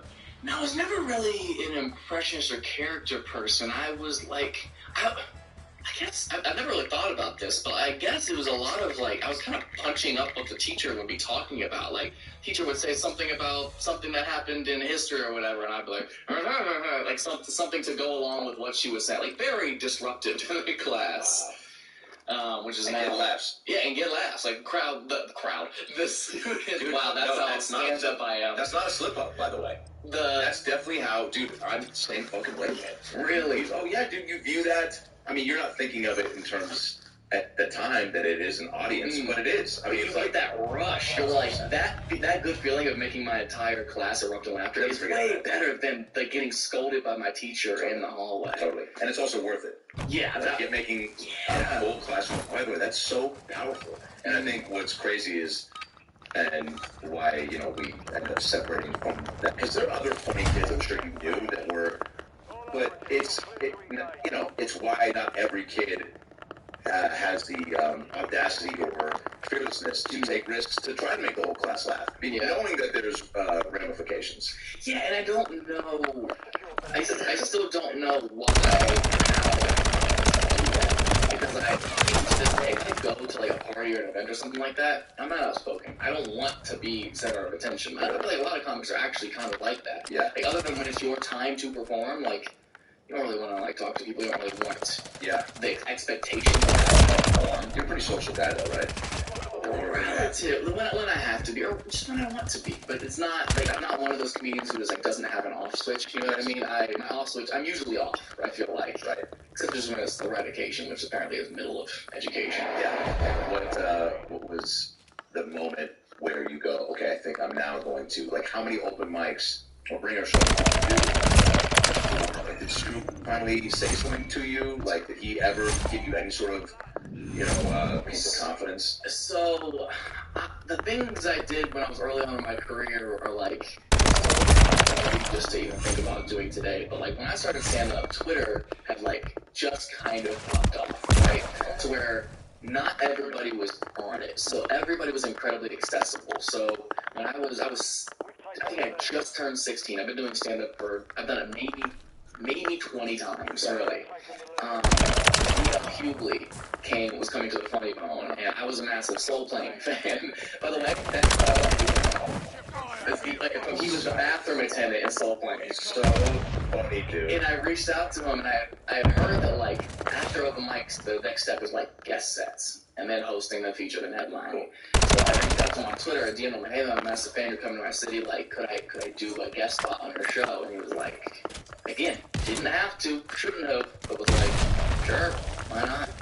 Go by and show up, and he's like, fuck, you're only 16. I thought you were like something 25, just trying to like get some stage time or whatever. Whoa. Did the show, went great. He invited me to stay the entire weekend. And then I did the same thing with Finesse Mitchell, who's Eric Ralphie May, who I was a great friend until the past, obviously. Yeah, all of those guys. Within 2 years of doing stand-up, I was like already in with these guys from just asking. That is and I fully subscribe, always have, to you don't ask, you don't get. Absolutely. And, there's, I think, others to that because, look, it's not like you hadn't done it at all. It's not like you were asking to feature. It's like asking within reason, recognizing, like, what, you can't ask for. Yeah. Like, obviously, if you're going to, if you DM Chappelle, like, can I go on the road with you? Mm-hmm. That's at that time, but Well, since you bring up Chappelle, this is the difference between me at 16 and me and me now, and it's hard to describe what the difference exactly is, but I didn't have the courage to do it, even though I feel like I definitely, maybe I should have done it, but I didn't have the balls to do it. When he was working on his SNL recently in Atlanta, that's my old manager's comedy club, so I was in Alabama doing shows. So which one? The Atlanta Comedy Theater, Garrett Abdo. So I was in Huntsville stand up live that weekend, and he was like, yo, Chappelle's staying a whole week here, and I was like, cancel my flight back to LA, and I drove to Atlanta, and I stayed the whole weekend. And I saw like 6 shows in a row. I'm like, at like show 4, I could see it was just one opener who was like doing okay, and he said it was Dave. So after like show number 4, Gary was like, "Do you want to meet him?" And I've always wanted to. I never met him. I had early favorite comedy too, and I always just wanted to say like, thank you for what you do, and thank you for being such an inspiration to me. As long as like, it's like when I was in college when Chappelle Show popped, I'm sure you love Chappelle Show too, right? Yeah. And stand up wise, that keep it popped. You've been doing it obviously at 15 as well, right? Which is probably another reason why you kind of connect to him on that level, right? Yeah. He and Ralphie are like 2 of the only ones I know who started before. It's crazy. So to be doing it, at least like when I would go, I drove to Vegas from Seattle, like San Diego, a bunch of places to see him, Chappelle Show. And then at the store, he did a show. The comedy store was the main room my sophomore year, 2003. And I remember like, just as an audience member. Oh yeah, he sat 4 rows away in the main room. Tag it down. I say Louis opened, or did a guest set, and like Paulie was there and was filming a little documentary, and David Schwimmer was there, and it was like star-studded. Yeah. And it was so great, and it was. And so what is crazy, just to piggyback on our appreciation for his commitment to the craft, it's like still, what is it, 3 specials in the last 5 years? I mean, at least, and he's still so prolific with his material. Always funny. He's always funny. Always has a message. Yes. Always has a perspective that's unique, but oddly speaks to the masses. Yeah, and it's totally to be a true like man of the people and to be a voice of like. It's always, I feel like, important to have somebody that really is like so silly like he is, which is what I love about his comedy, is that he can be really. Like I went out to the Chappelle camp this summer, and it's so good. John Maver's playing, and he's just serenading all the girls who are screaming. Chappelle's looking, I was just looking, and he looks over at me, and he just goes, and I just smile. I was like, it'd be tough to follow. And he goes, man, he goes, you ain't kidding, and he goes, pussy jokes don't fail me now. And it was just like such a funny thing to say, like just being like, I'm such a fucking, like that's what I'm bringing to the table. Yeah. But it was, just so, and by the way, so cool. Could have been more generous, like even in the hangs that we had that were a little more secluded, like some of it I was not as familiar with everybody, and would come up and just jump around cool. And I was out there when I got there, got the rock shop. Oh man. My buddy who's his tour manager, and he told Dave, and I was just like, dude, I think it was a good vibes of the weekend. And I was like, dude, you're just so nice. He's very gentle and so down to earth. Yeah, man. For somebody good, that kind of wiggle room with me. Well, there's a lot going on in here. So were you nervous to then meet him? We almost like I want to meet my hero, because that definitely has crossed my mind sometimes. Kind of. It's like him and I don't know. There's maybe 2 other people ever that I would be like nervous to meet anymore, and I was, but I got a chance to meet him, shook his hand, and Gary introduced me to him, and I was able to thank him, and it was just like, stay. No, he could give me like $1,000, would have been better, but it's fine. Yeah, like, thanks for giving me the shit I have to think about for the next 10 years. But what I was saying to lead up to that is like, I wanted to so badly ask, can I do 5 minutes to open your show before your opening act? Because I feel, and this, no, I didn't. But purely ego-wise, I feel like my stand-up is this is probably conceited to say, but it's like it's something I think he would enjoy. I feel like stylistically, some of the stuff I'm doing now, I think he would laugh at, and that could have been life-changing. Maybe he asked me to do some other shows with him. I've already been doing that for people. Maybe he hates it, and maybe he thinks, you need to get better at it. Totally. But I didn't have the nerve to ask. Because that's also and you didn't. At 16, I would have. Well, I mean, look, I think our instincts and our gut are the most true sign of right and wrong. And you know, innately, that feeling of what you, I mean, look, sometimes I think it is, important to kind of power through some of those things and really kind of reason with what your gut instinct is. But, like, I don't know, man. I think, and I don't know what the reason fully was, and maybe you figure out after, as far as like, I'll bump into him again, or I want him to ask me. Like, he didn't. And not that I deserve this. I know how to bullets, dog. It's just a click. It's not like he was inquisitive about me. It's not like he had heard of me before. Like, I'm pretty in the scene. So, like, there was a part of me that's like, I would kind of want him to be like, you want to be 5?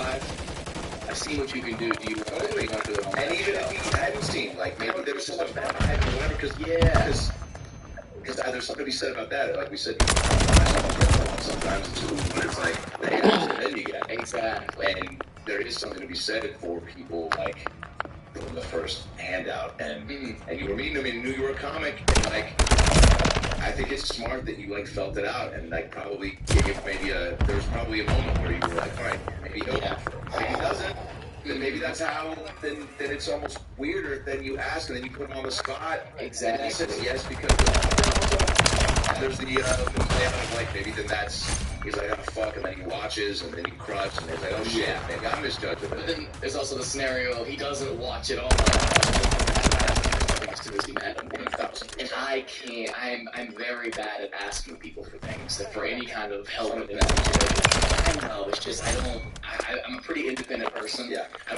So if I do ask for help, I really do fucking need it. But and people like that, they can ask for things. Everybody who meets them wants something from them. Well, that's why it's cool that you did. You're in a place now, too, and I think it's cool that you even had enough wherewithal to sit back and not, overplay the situation. But also trust yourself and go, I know that I would go out there and crush. Yeah, because that's a good feeling. Because you've been doing it now how long? 10 years. 10 years. Mm-hmm. I think when I did meet you, I think it was I remember a specific time of might have been like maybe 5 or 6 times in knowing you at the Laugh Factory. And you had just, I don't know why I remember this so vividly, dude, because I just remember when I met you, first of all, I liked your energy, and, like, knowing a little bit, I think, about talking, and you were, like, wide-eyed, and I want to say you, like, introduced yourself to me and were just, and said some complimentary things, but then just seeing a young comic and, like, somebody that was, like, excited is always awesome. And then I think you said something about, I think this was maybe it was actually a handful of times after, or a year later, you doing it, or being in LA, and the, kind of substance of the conversation was about how you had just moved to LA and didn't have a job. And I think I was like, you should get a job, but you were surviving on road work. And I was like, and I remember vividly being like, it just, from my experience of, like, having a job because it was going to open you up to, like, meeting more people and getting more experiences that could be, channeled into material. Yeah. And, right? Do you remember that? Yeah, and I don't know if you know this, but I took that advice not long after. And you walked out and were like, fuck you, old man. And I was like, I think he appreciates it. Well, then reference to, and I was like, remember that old man was on to something. Hilarious. And I went to Ralph's to get groceries and wasn't applying for a job or anything. And this older woman, probably like late 50s, early 60s, was working there, manager or something like that. And she just goes, "You want a job here?" And I was like, wait, not that same night. No, this is maybe a week or maybe 2 or 3 weeks after. It was relatively recently after. And I was like, I do need money, and it's like, when I'm on the road, I do have nothing to do here. Like, my nights each night are going to comedy clubs and just showing face and speaking around that community. I don't do anything by that. So I was like, why not? It's a couple blocks from my house, so be like, here, fill out all this paperwork, and we'll get your training. I was going to be a bag boy. Yeah. So they're like, you have training in like 2 weeks or something like that. And 3 days before I was supposed to start my training, I booked it from the house. Crazy, dude. But you know what? That's awesome, and that's a prime example of, like, you're on beat. Active mindset that you need out here to, like, forget things and just trying to move the needle in, on and off stage. Like, even just trying to do that, the universe almost, like, recognized. It was like, picking up on, all right, cool. He's now committed to try to, like, hold his grind or something. Yeah, exactly. And then, that's awesome. But it took me, it's honestly been within the past 3 years for me to really understand what you meant about it opening you up to new things. Yeah. Because I was taking it from a perspective of, like, and not that you meant it this way, but, like, feature road work is like, what do you make, $400 a weekend? Totally. If you can, without merch, which Totally. pushing merch as a feature is always hard, Right. and often embarrassing. So I was like, yeah, if I have the money for a little bit of freedom, maybe I'll be a little bit stressed out. But within the past, like 3 years, I'd say, I've really understood what it meant to, like, you do have to go meet people. You have to experience things in order to have perspective on them and talk about them. Yeah. And funny stuff just kind of happens Totally. when you're out there. If you're in your house, nothing's going to happen. Dude, my closer is from my bad boy days at Albertsons right now. Really? I did that all through high school. And it was also really just seeing, you just getting here and wanting to, find that balance, too, of, like, stuff that's not, because I could see how gung-ho you were, which was awesome, and didn't want to take away from that. And I also could pick up that you were like, well, I think comedy's going to support, because there's something cool about just being like, comedy's going to support everything. Mm-hmm. And I got to a place to where I'm making enough to get by, so I don't need to get a day job. But there's, just so much you get from, whether it's like extra, financial stability, but really like, letting your brain take a day off from thinking of the grind and being a person and, like, being open to that stuff. Yeah, and it's just weird the way life you can go at the universe, whatever it is. Every time since I've been out here for 8 years, there's like usually like every other year, maybe every 3 years, there's like a downslope. There's good moments where you're killing it, and money is no issue whatsoever, and there's downslope, so you can't get any work at all. Yeah. Every time I have gotten to, like, this is my last month, right? Like, I seriously have no idea what I'm gonna have to do. Like, this was beginning of 2018 on Christmas time. I had no money. I was looking into getting my contractor's license to start doing construction. And, like, January of 2019, David had me go on tour with them. So I was like, man, work just out of the red. That has happened 4 or 5 times since I've been out here. It's crazy. It's like Stick around. destiny. They both sound incredibly corny, but it's like almost every time that I'm like ready to throw in the towel, being like, you know what, maybe it's just not supposed to happen. Something kind of comes up to your life. I get another chance. Yeah. Awesome. And each time you take it, the money you do make on those hot streets, you take it less and less for granted. Totally. Is there, so when you got out here, that was, you were how old? 18? 17. Yeah, I graduated high school early and came out here. Wow. Yeah, I stayed on Eric Griffin's couch for like a month. And so, folks, Grandpa were in full support? Yeah. Nobody in my family is ever going to college, so like there was no pressure. I had that manager, Gary, when I was 16. He found me on the internet. That's another long story for another podcast. Oh, wow. But like, I was already touring by the time I was 16, turning 17. I was with the whole Southeast market, Tennessee, Alabama, Florida, Georgia, all that stuff, the Carolinas. Yeah. Like this whole promise to go do shows. So like, I already kind of knew this is what I wanted to do. I was making a little bit of money. There's a career path here. Yeah. And so there was no pressure to go to college. Like, of course, my mom was nervous, but it's like, if you love doing it, what's the alternative? Stay in this exact hometown that everybody stays in and just be miserable? You know a lot of people that do that. Oh, yeah, dude. Yeah. Nobody leaves this town. It's embarrassing. Freaking out. The fact that you can left and now have had success, I mean, it's Oh, Dubsy Crow when I left. They were like, he's getting out of here. I can't do it. I lived in LA for like 6 months, came back to visit, and they were like, you made it. This couch, man. Yeah, exactly. They don't know this yet. But I want to go back, because it's only 2 years away. I want to go back for my for the 10-year reunion of my high school.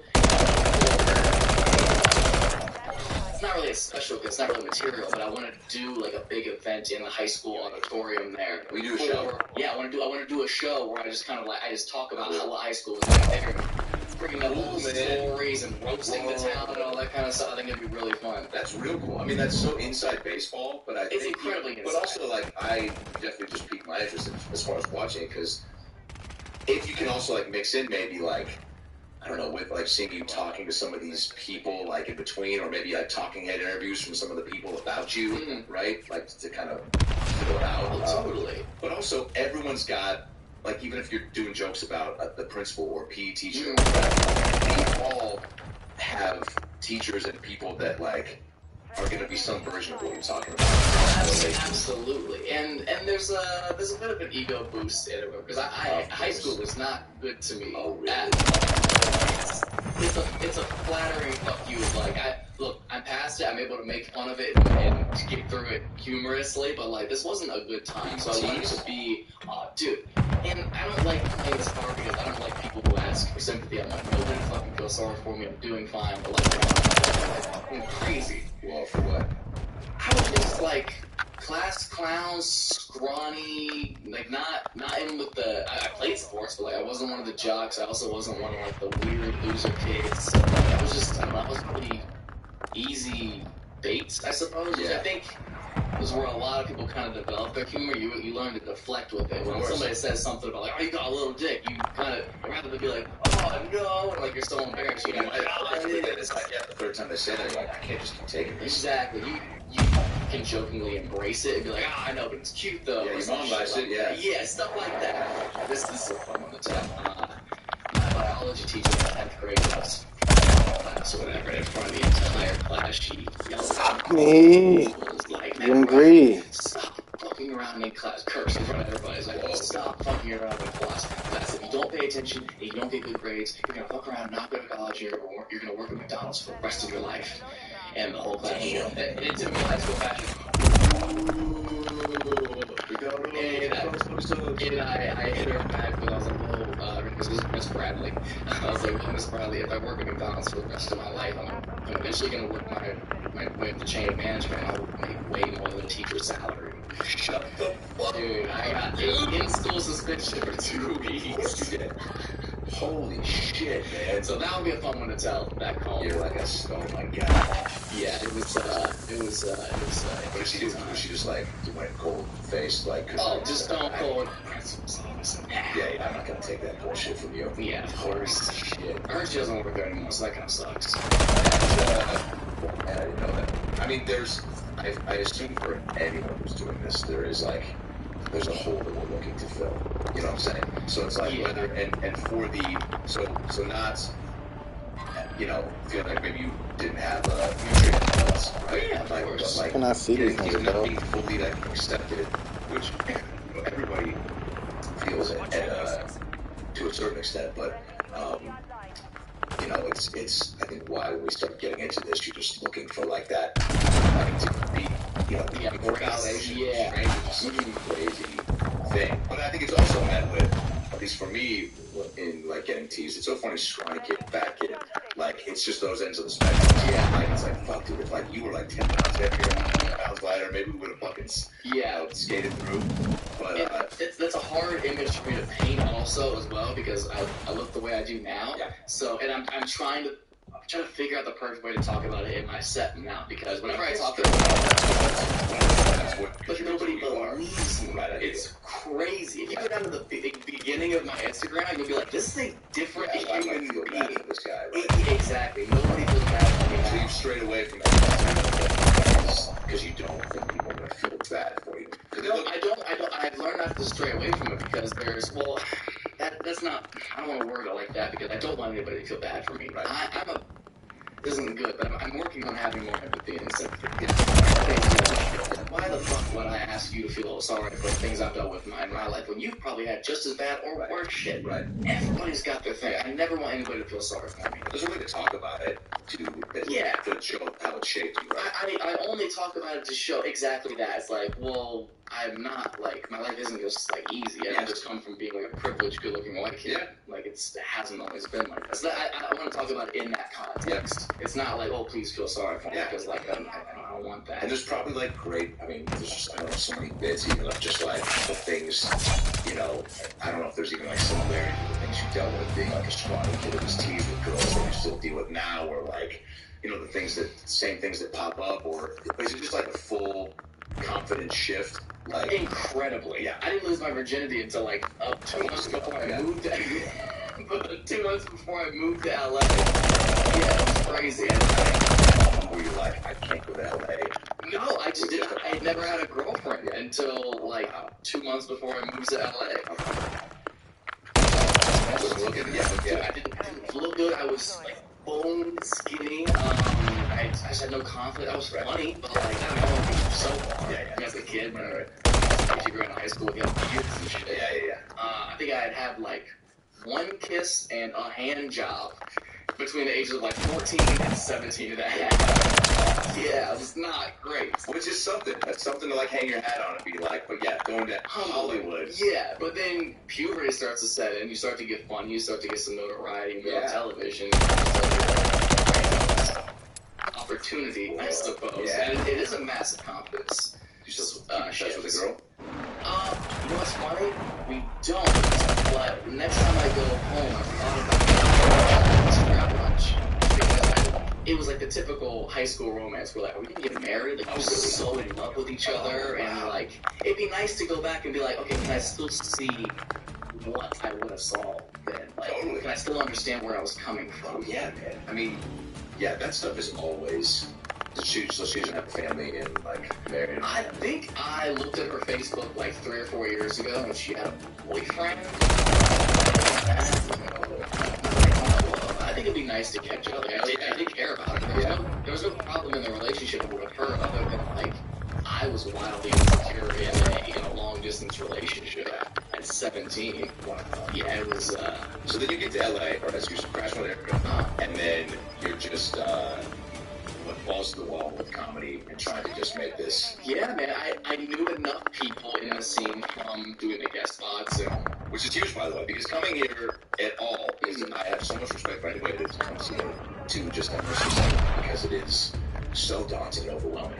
And even knowing some people is helpful, but you're still like by yourself out here, right? Yeah, but it's like, it's the ignorance is kind of bliss, you know what I mean? You're naive to how crazy it is. Anytime somebody tells me that, thank you, it's a very sweet compliment, but it's like, at that age, I had no idea. I was just like, well, this is the equivalent to me going to college, right? It's just probably overwhelming and scary, and you don't know what you want to do. What I want to do is there, so I go there. What's the big deal? Exactly. Right? It just seemed like the logical thing to do. Another place with different people and more opportunities. What's hard about that? Yeah. Exactly. Yeah. And I knew enough people that were like, I would hang out the Laugh Factory primarily, that it became... What? What's he doing? TED Talk? TED Talk. That's the oldest thing I've ever heard in my entire life. Hilarious. So back to my life story. Yeah. No, I just knew enough people, and the Laugh Factory was the home club. It's where most of the people I knew were getting spots consistently, so I would go hang out there. And I wasn't 18 yet, so Jamie used to make me wait in that lobby area, which is where you and I would talk. Yeah. And I'd have to watch through like the little window thing. Oh, she wouldn't let you in? Wouldn't let me in. I either had to be upstairs in the lobby, in like the VIP area, or like not in the showroom, or outside by the ticket booth. But most of the people hung out around the ticket booth, so I hung out there. And it just became, you just had to wait for your opportunity for somebody to be late or cancel, and then somebody all at the same time, somebody there who knows you and likes you, like say Eric, to vouch and be like, don't have for 5.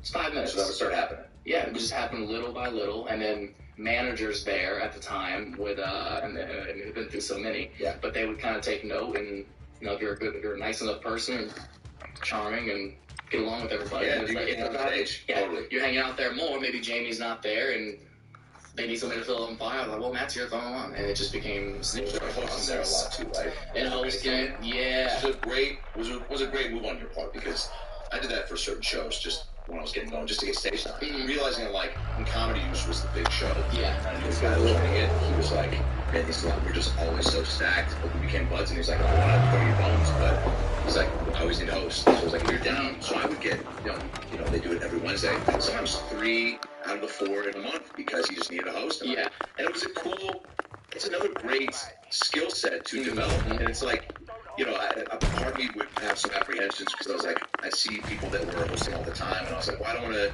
turn into like that type of. It is easy to get boxed in. Totally.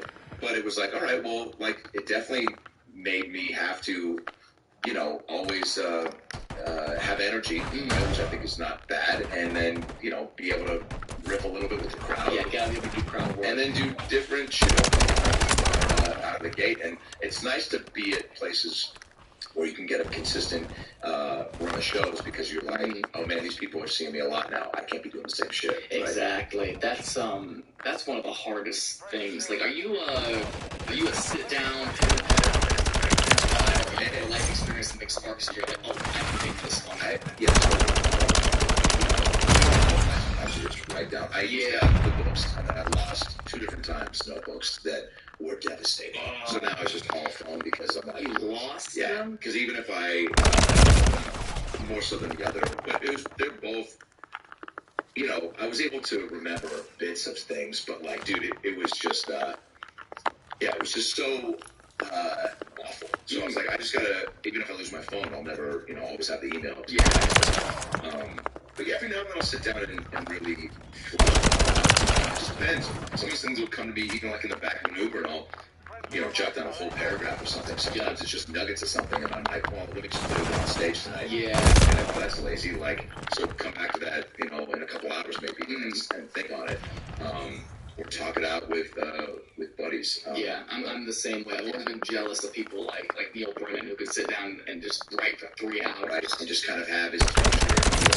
This is the joke, I'm going to take this, and that's what I'm going to try out. Yeah, it's weird because I'm not a super energetic performer per se, and deliver just writer either. It's kind of a weird mix in between. Yeah. But I mean, I wish I had the confidence in both skill sets. Yeah. So when you got going out here, did you obviously when you're coming out with a little confidence in LA, you start kind of getting some gigs? Wow, now you said it was like the first thing that kind of. Technically, the first thing I did was I did BET's Comic View, and I was like a month after I turned 18. I was doing the comedy. I was doing a comedy union down on Pico. Just do all the time. Yeah, of course. That's another thing, by the way. That's crazy. So many people ask me how I ended up doing so many shows in the beginning of my career, and it still do. It's because black people always gave me so much more opportunity than white people did. Wow. It's so strange. Like, they were always more apt to be like, yeah, come do my show. And the white comics more like that. So it's like, yeah, of course I'm going to go where I'm So I was in the comedy union, and Amber Bickham, who everybody knows, she's incredibly sweet. She saw me there and was like, I was like, yes. I was the youngest person to be on the show, got a standing ovation. My dog died the morning of the taping. My first time ever doing a TV show. I know. My first dog ever, by the way. Big dog guy? Yeah. Like 4 in the morning the night before the show. I'm like, dude. Standing ovation, crush it. You start crying thinking about your dog? Didn't cry, but then the show got pulled before my episode aired. So that was my first taste of like, they can just do that? Well, do I get the footage? No, they own it? Awesome. I don't even know what it looks like. Because you're probably in your head being like, dude, if I can at least get that clip. Yeah. Or my reps have something to send around to people or something. Use it for something. Yeah, but then Wild Now ended up being the first significant. Did you ever find yourself, I know I did that, I used to talk about this with Galen Cole about, like, the first time I started doing, just real urban rooms, where I would find myself being like, yo, motherfuckers feeling good? Yeah. Did you get a little bit of that? Yeah. A little bit. Primarily when I was, again, this is a longer story, but Gary used to own another club, the most ghetto club. He used to own that. So when I was 16 to 17, that whole summer between my junior and senior year, I went down there and I lived with him, and I was working his club every single night. So in that, I was listening to ghetto comics every single night. But you do start to pick up on it. Sure. But then around 17, I was like, wait, I don't want to be Gary Owen, which no disrespect to him. I love Gary Owen, but it's like I want to do everything. So I was like, you have to break yourself up. You guys wear the fuck up back pussy in that. Yeah. Oh my God. Well, Eric Griffin will tell you a story. We'll confirm this. From Ohio to open for him in Pittsburgh Improv, and just come from Atlanta for those 4 months. And I went out to Pittsburgh at Eric's Crown, and I opened with a music cue bit, and I had the slang and everything, and bro, I bombed, bro. I stayed in his green room like this for like 2 hours. I didn't watch his show. I didn't go out there and do like meet and greets after or anything. He came back in the green room and was like, "That's why you don't do that." He was like, "You good, man?" I'm even. Bro, it was like that. I was doing that hackiest stuff that was working in these clubs, and I was like, this is but yeah, cool. But you know what? It's great that like again, life brings itself out where you know, at some point you were gonna get that, you know, your meeting held up for you to go, oh man, that's like, and it took you to be there, with Eric, and someone for him to like, for you to feel it, and then for somebody that you look up to give you a little bit of like, really, and you're like, okay, yeah. And it's interesting because now I'll still have people now.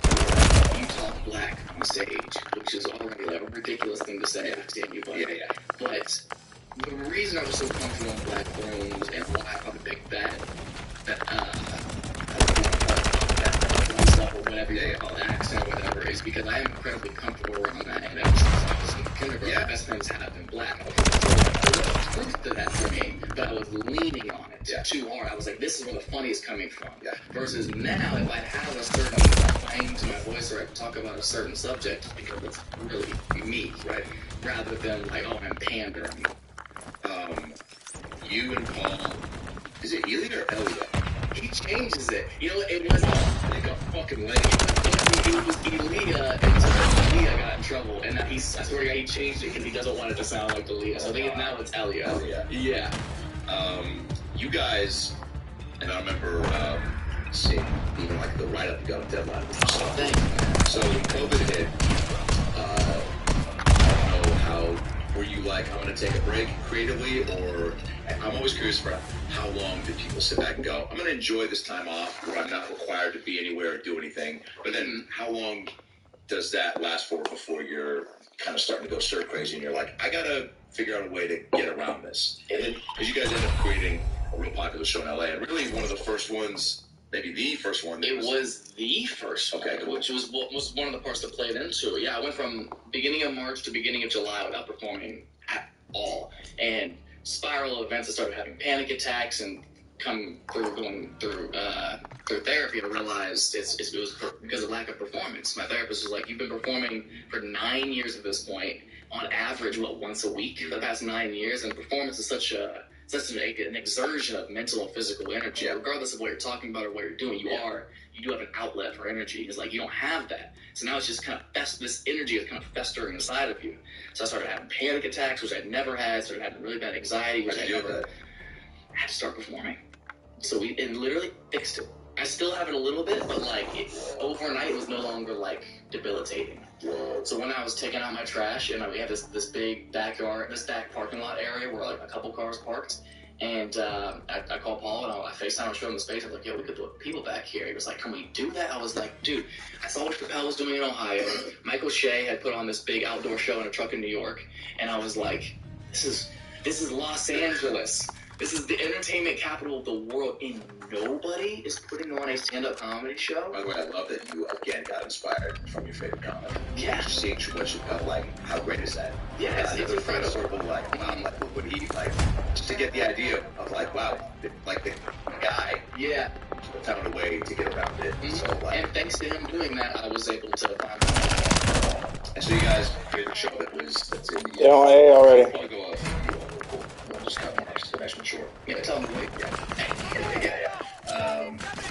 So, the show is in the back of the truck. Which is, you know, on paper, you're like, huh? Well, guess what? Especially during a pandemic, you're like, I don't care if it was in the back of a homeless guy or eating out another homeless guy.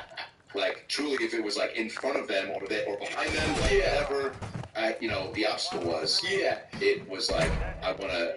And the outdoorness was appealing, and being in a place, LA, where, like, you know, that's a favorable element. Yeah. And then you guys just start... Did you feel, because, you know, you've had every great comic come through, did you right away bangers like that?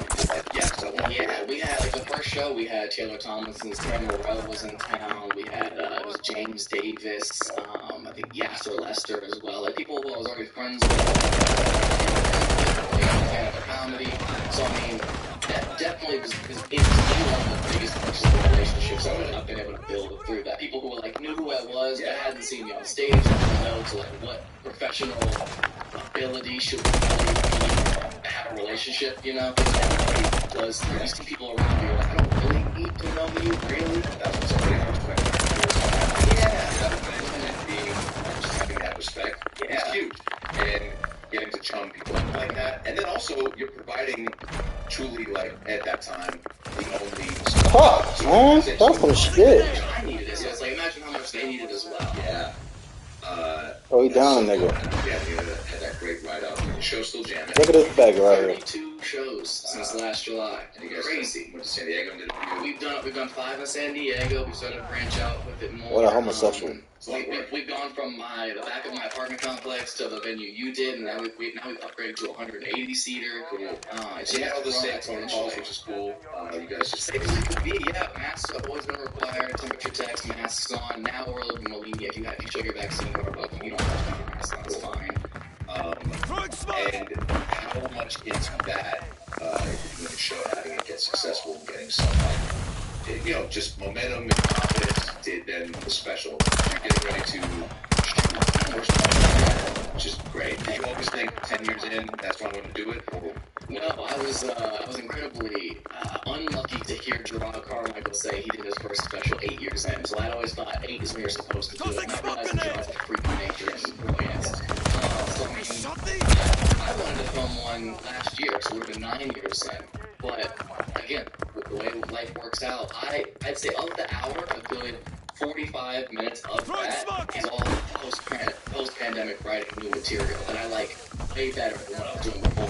So it's like, it's probably better that I'm putting out stuff. And everyone says that. Oh, what the fuck? Or looks back and says, God, I wish I would have maybe, because I've added to that bit, or I just got better. I mean, you're always, I think hindsight's 2020, you're always going back and be like, man, I even want to put it in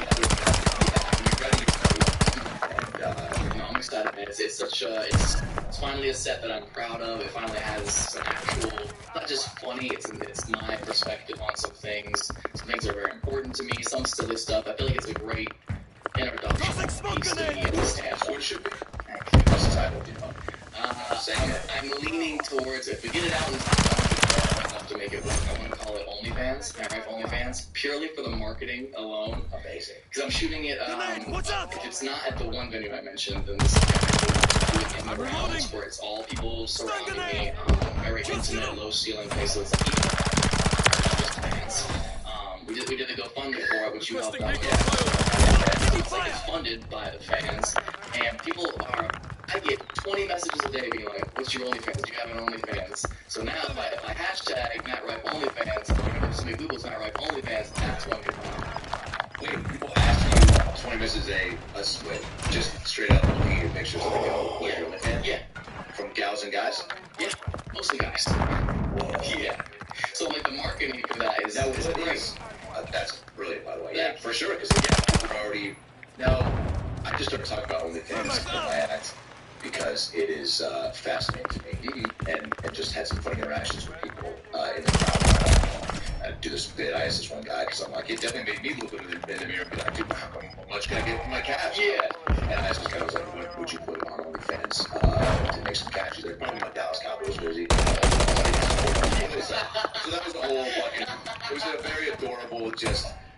approach to it. He thought it was a memorabilia. Yeah. So I was like, dude, you gotta sex it up a bit. He's like, what if I pee on it? I was like, there we go. That's at least $5. That's hilarious. Yeah. So I do know people that are on there. Hey, bro, I know ugly girls who are cashing out, and I'm like, wow. So what? You're not on it. I'm not on it, dude. You think? Yeah, because, dude, I've sent so many dick pics. It's like, as soon as I'm famous, someone's gonna leak it for free. Someone's going to. And that was going to be my last question. If you ever, by the way, we're going to do a 10 question inside the actor studio to close this out. Perfect. But how many dick pics? And how many is too many? that face. How many did I saw? Yeah, man. Maybe for the viewers, because you were the guy, I think, to really break it down for the guys out there that are like, look, what's the best thing? Dude, my friends are asking me the same thing because, dude, it's so gonna get me canceled. That's so annoying. First of all, No. I've never said. Fucking hate knifers. I don't want to say unwanted, but like, fucking read the room. Don't just be like, hey, here's my day. Don't do that. for sure. That goes without saying. It's like, It was great to meet you at the club tonight. Yeah. Don't be wrong. I've sent them video. Like, I've sent them data. But like, it's because like, sometimes it's immediately apparent what this is going to be. And if that's what's sad, if you're already sexting each other, then it's like, hey, maybe we cut to the chase. Yeah, but I can confidently say nobody has ever been like, I wish you didn't send me that. Or like, please, I'm not comfortable. I need wins, like nigga. Which is crazy to think how many people can't fucking do that. Yeah. But yeah, I'll send them pretty early. Was it so early as in now will you take it early, or is it like you've taken it the night before in preparation for a 7 a.m. takeoff? This is gonna ruin it. Some of them are stock. Some of them are stock. You ever take a good one? You're like, that'll get me through like the next 6 months. I've taken 2. What? Yeah, dude. Bro, stop dick shaming yourself, man. Yeah, and I'm not. Get a good light. Bashful, but I think that's what it was. I think it was like, maybe the light or the angle that I was like, dude, what am I doing? Look, dicks they're just fucking ugly. I know. You know I think that's the thing. I think I was just like, dude, why? I wouldn't want to fucking, so why would? But I think it's just like, I think that's an ego train that's easy to hop on. Like, you get a couple of good reactions to where you're like, maybe people do like this. Right? Or you get the girl who's like, I usually don't like when guys send that, but yours is like, now it sealed the deal for me. Now I'm interested. You're like, well, shit, maybe this is the key. God, so you could do that. I'm sorry. Sorry. So there's probably a market for that on OnlyFans. Yeah. Do I have that on it first, or do I let it just be out there? No, I think you let maybe try to look at the craft of comedy first, and if that doesn't go. Yeah, part of me is like, you don't want to do that because you don't want to diminish who you are as an artist. But also, if there's money on the table. Yeah, who knows what exec might see it and be like, well, he would make a good Spider-Man. Interesting. He might make a good Spider-Man from one nut shot. Okay, so you're going to shoot it what? August 6th and 7th. No, I'm sorry. We're going to do 4 shows. Yeah, but it's like, I've never had done like outskirts of Orange County and stuff like that, or especially for such an important event where it's like I need to pack this out. Yes. It's nerve-wracking. Like, people don't come to my fucking special. It's scary. You're gonna fly your grandpa out. I'm gonna pull up our last 10 questions here. I'm gonna fly my grandpa. I'm gonna try to fly my mom out as well. If I had to choose one, I'd probably fly my grandpa. My mom's been way more of my stuff. My grandpa didn't get to see me perform last Christmas in Ohio because he had a cough, not COVID, but a really bad cough, so he was like really bummed he couldn't go see my shows. Yeah, he'll be fine. Yeah, I think so too. All right. Inside the Actors Studio, James Lipton, R.I.P. No doubt he would have been on that show at some point. So let's knock it out now with the 10-question questionnaire. Matt Rife. Yep. What is your favorite word? My favorite word? Yes. Fuck. I say it a lot. Are you more of a hard-ass guy or a CK guy? I think I'm an elongated you fuck. Yeah. It's just like, bro, it just feels good to get out. A properly placed fuck does a lot. It says a lot. Yeah. When kids can properly use fuck, hilarious. So a well-timed fuck from a child? Dude, hilarious. That is not how it could have sounded. No, I mean, a child using the word the way it's appropriate. Yeah. You never know what's going that right on Twitter. My buddy told me his kid said, my first 4 years old, and she was like, and she goes, Target. That seems totally appropriate. Not only did you ask permission, use it correctly, and you're like this. You're talking about something that I also fucking love. Yeah. Bad Ref, what is your least favorite word? Least favorite word? Canceled. What turns you on? Ooh. Physically or as a person? Like overall? It's your choice. Oh, what turns me on? What turns you on? Fresh Mac. Lack of sense of humor. Great answer. What is Change flash incoming. God damn it. I know it's one of the words, what the name of it? I don't know, it's classic though, and it's a real. It's you can tell there's true frustration. Yeah, and I feel like he get it. You know, he gets it. He probably says it. He came up with it. Yeah. What sound and noise do you love? Sound and noise. Sound or noise. Sound or noise. Rain. Ooh, love rain. Nice. Seattle is. I'm going at this one. Have you been there before? No, Nick Jackson's new club. ACS out. I want to move to Oregon or Washington eventually. I love the Pacific shit. Northwest. You would clean house. I can't believe it made up there. You just fucking did it so much. All right. What noise or sound do you hate? Noise or sounds. My roommate drinks loudly. Like people who go, oh. Everything they drink. Bro, I can hear it across the apartment. Did you do? What is that? I don't know, man. Like, dude, just sip on it. You don't have to deep throat the entire gallon. You tried that, dude. Bro. Yeah. There's no reason for the giant gulps. Absolutely. When did I change my stuff? No. I'll take a fart or a queef over a gulp any day. Right. I'll take a fart or a queef over a gulp any day. All right. What profession other than your own have to attempt? Sports. I love boxing. I hate you. Fucking faggot. I love it. I love You know it's a dude with the Nicki Minaj too.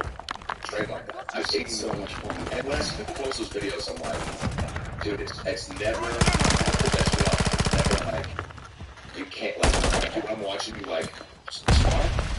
I don't post me sparring. I've seen videos of you doing like this network stuff. That's just like it's just fun. Timing stuff. That's not. Yeah, it looks legit. That's the thing. It looks good. Yeah. But you still get people on the internet who's like, everybody can do network. Okay, you spar. Yes, that's spar. But the whole point of me not posting is you not. It's so fucking try me. Alright, I'll come through. What professional do you not like to do? Anything in an office. Loading fresh mag. Lose my mind. Need to be doing something. Yeah.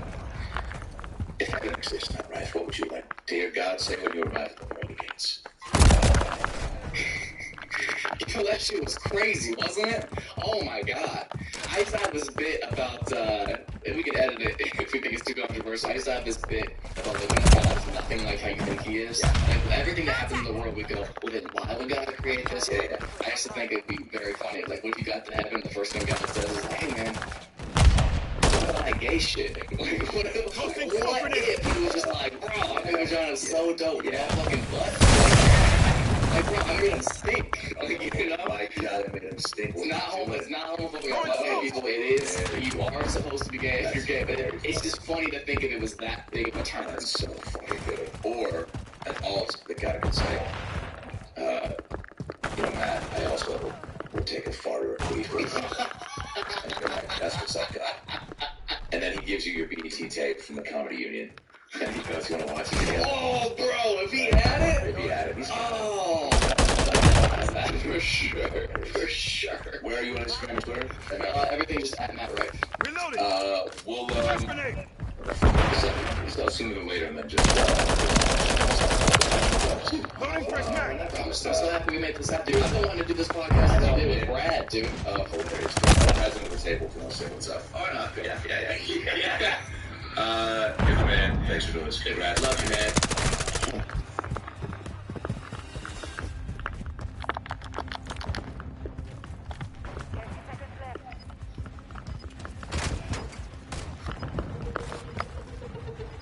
Thermite out. Tossing smoke grenade. Grenade, get back.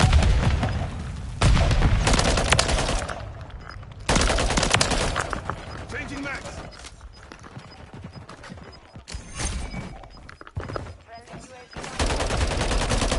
I hate this fucking faggot. You Yeah, get fucking knife spanked by faggot. somebody with no gun, bitch. God damn. Fucking drop 30 Go stuck on your that ass, fucking damn knife. bro. Throw it all the way back. This is last year's Call of Duty knife, nigga. You don't want me to put the one Throw from it this all game the way on, because back I'm in your gonna fucking throat. rape you. You fucking faggot. And 20 of those kills came with throwing knives in the fucking wide-ass open, so you could suck my dick, Gumby. You couldn't touch me. The fuck you mean? 27 and 18. Fucking Nicki Minaj, you're a man. With Nicki Minaj.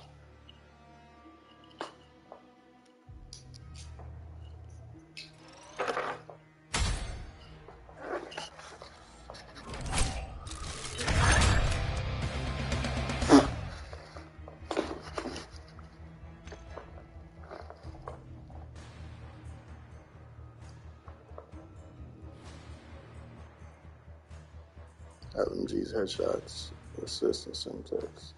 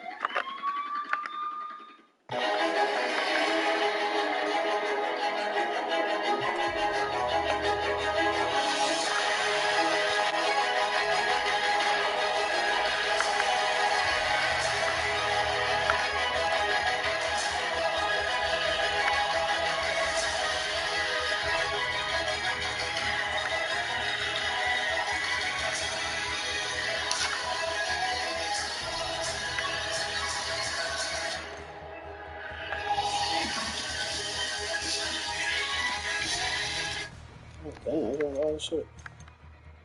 Alright, I need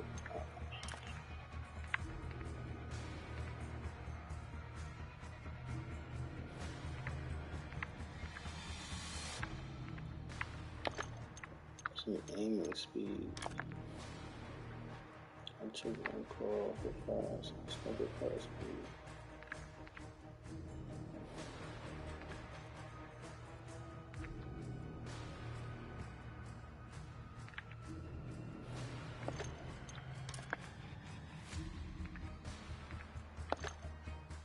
So I put sight on it.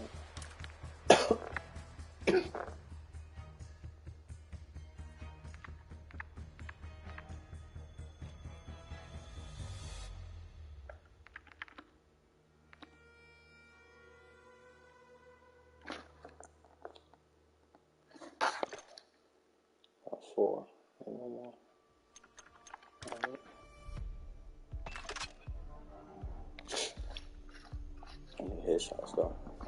Headshots and let's say some tech skills.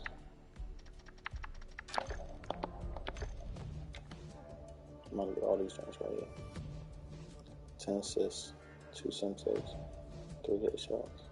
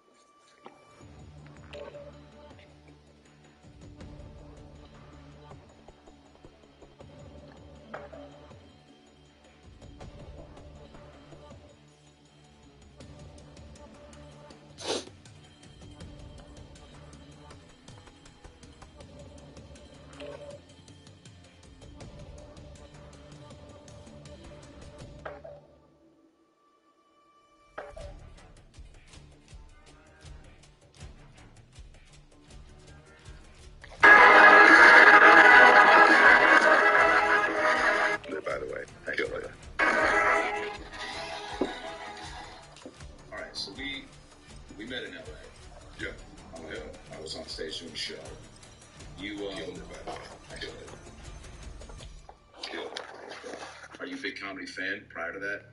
And we've talked about this. Yeah. We both grew up on Jim Carrey as a big influence, but like as far as animals, what was I guess prior to that show, it seemed like you go to shows live when you get a chance, or so that was actually the first live that I had been to, just like Throwing a stun grenade.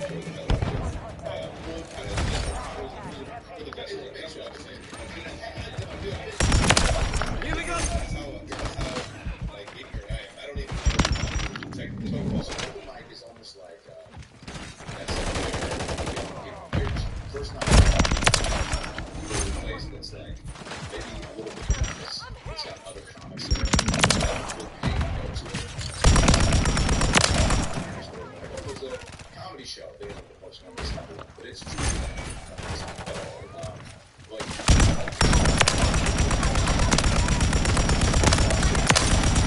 Enemy fire.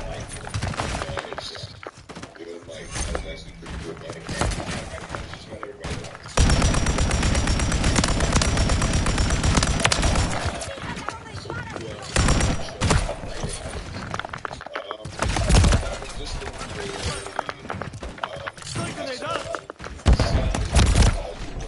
Like, go. I can't stop. Ended that one. I'm not done yet. EKIA.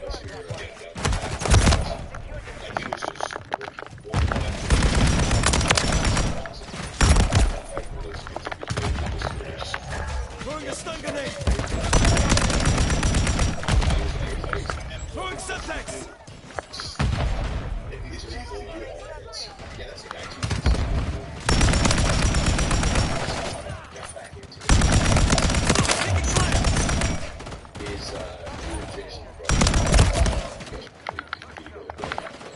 Requesting recon at my location.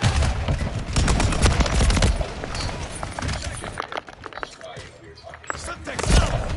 Stop! Took around! Stun grenade up!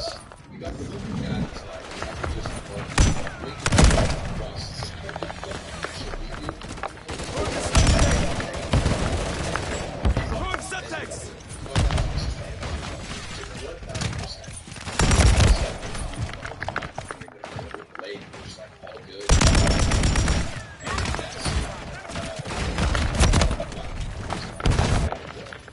Stun grenade up!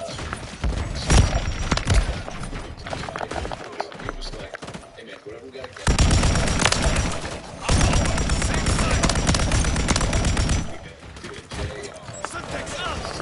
Swapping guns!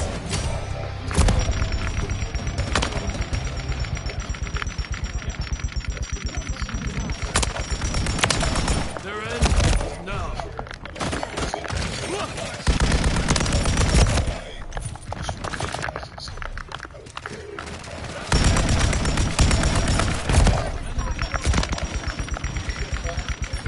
Find medical! Throwing subtext!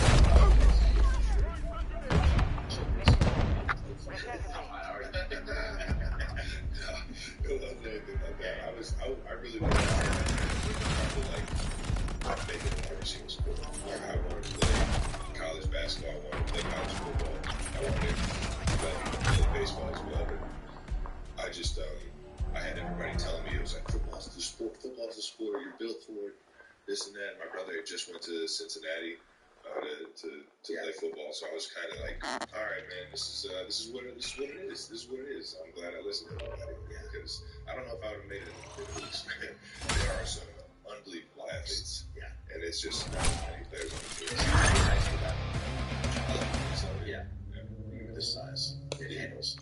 No, I do not. That's what I do not have. Yeah. You realize, too, being a good high school player and then just to jump to college, how dope those guys are, right? I mean, I felt like I shot the three in high school. That was my thing. I park on the bucket, and then if they... White man's corner? Right there. Into the door. Yeah, dude. And then if I got lucky to take a couple to the hole, I would. But yeah, needing handles was like... I remember getting to play with some kids at SC when I went to college. Some kids were on the hoops squad, and just like intramural stuff. I mean, they just rinse. I was like, oh, just even that jump to a D1 school is insane. Yeah, it's wild. It's wild. Do you feel like I thought I could have competed, but that's just the competitor in me saying that I would have been able to figure it out. Football did come a little bit more natural. Yeah. Especially when I moved to the tight end position. It's a lot less. You can just play the game more simple not at quarterback, right? You have to think of so many different things. You have to be so prepared. And that's my entire childhood and me growing up. I was just show up and have fun. Like that's just who I was. I wasn't preparing to do anything. Like I wasn't trying to be like this unbelievable leader and like I don't know, some type of Disney movie like will my team win? Throwing a stun grenade.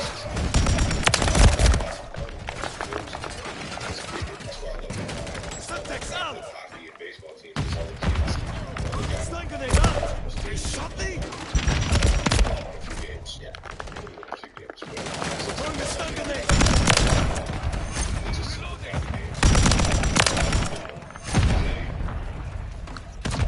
Tweak the position to make it more available and better. Healing up! Switching mags! Throwing subtext! Reloading! Kill skill! Requesting recon flyover! trust me, government, right? And just react, right? But that's such an easier said than done. It does take reps and experience to get healthy to feel that way. You said it took you a few years. Yeah, it took me at least probably 4 or 5 years until I really like felt comfortable understanding what this defense is. So depending on what team will play with just stay running. So first down, second down, in the red zone, like we'll know everything, right? They'll have it all laid out for the first game of this season. Dropping ammo here, taking enemy fire! They'll have every stat you can think of. And you can literally look at it like, okay, they're more down into run cover 2 and when it's 7. Stun grenade out! Up and tries to get my best coverage. Subtext out! Changing max! All of that on the field. And it was just like, why am I making these games so easy? Why am I taking it to that level? Like I know what it's going to do. We're trying to leverage the defense. Target's dead! So get it up! Fire on them! React. Instead of actually trying to be this master. Requesting air support! I just kind of understand free and try to just be available as fast as I can. That's just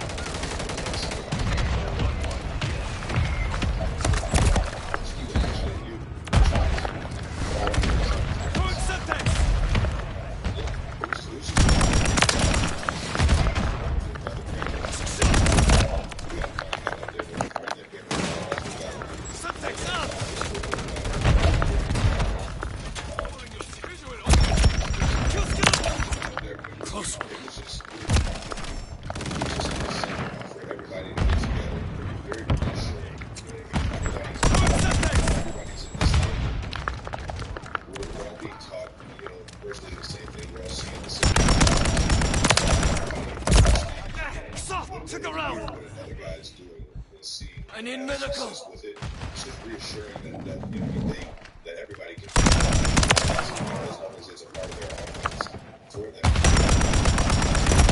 So it's just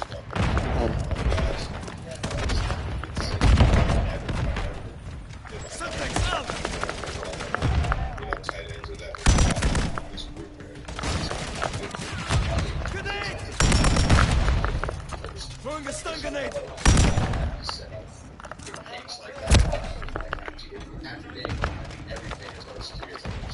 Ammo here! I'm good. Nakama is finished.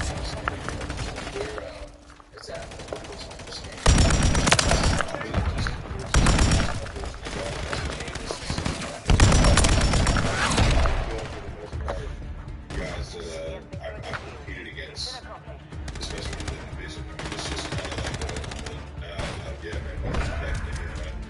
I've been working all week on this part. It's like little conversations like that. It's you just keep show your respect, and sure enough, if it's somebody that you played with, you might want to swap a jersey or take a pic and. Have you done that? Yeah, for sure. What was the first one you did when you got to the you're like, I can't believe I'm fucking lining up against, or on the other side against? For me, it was probably James Harrison, man. Wow.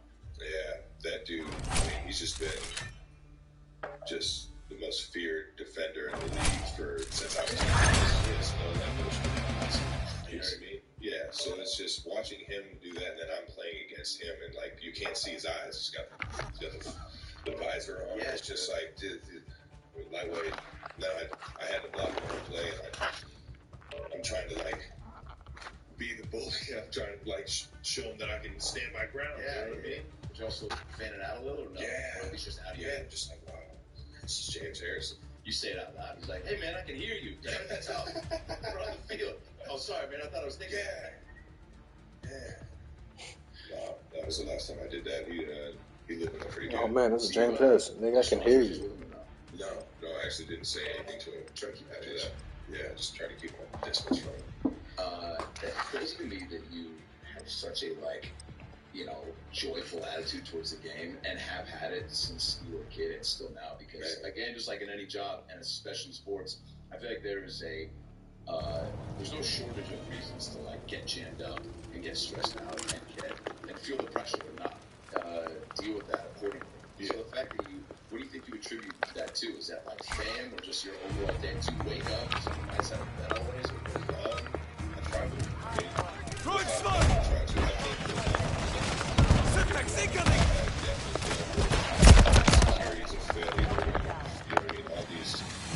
Tossing smoke grenade! Syntax!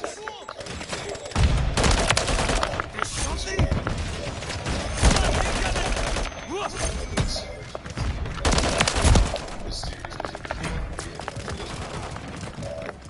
I just think throwing thermite! It's good to have good people that can have a conversation.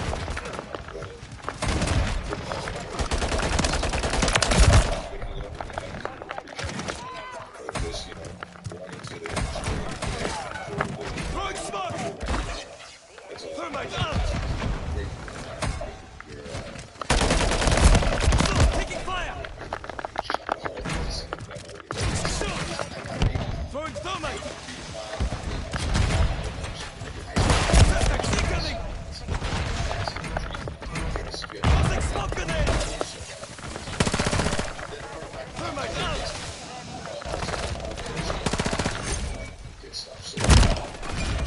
He's still in the fucking cave.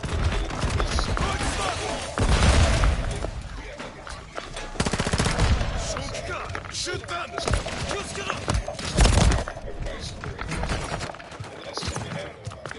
Tossing smoke grenade! Throwing thermite!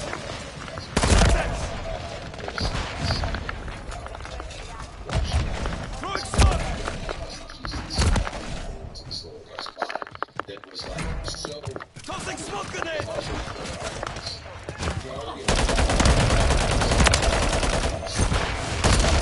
Shot me! I'm reloading! Syntax incoming! To the fan base immediately, they already looked you up. Were they sitting? Throwing smoke!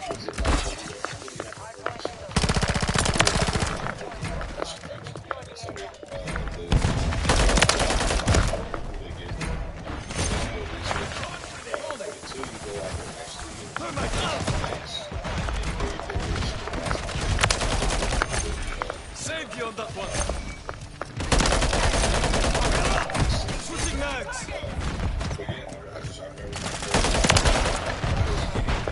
Requesting recon at my location. It was a preseason game my first year. I was injured. I was going through a knee resurgery. But going to the preseason my senior year, Syntax!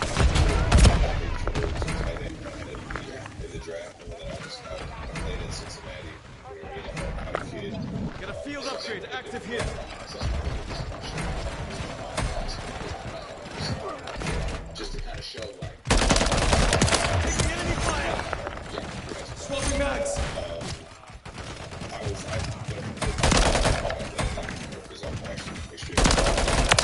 I'm reloading. So we were playing that. I just wanted to make sure that they saw what they missed out on. So I had like a 60-yard touchdown. Just game straight on. Going thermite. Setback, incoming. What Chiefs Kingdom Toss that smoke grenade. how they just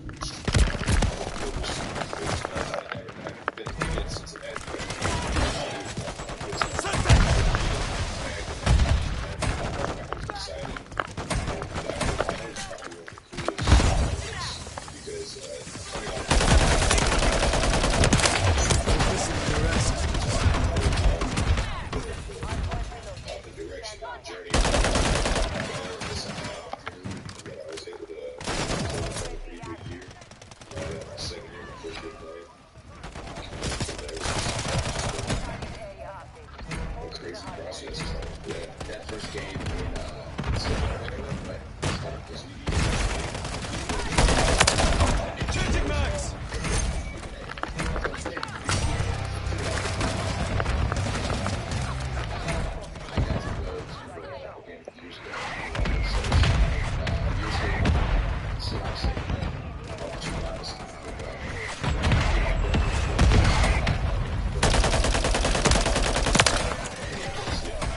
Requesting recon flyover. EKIA.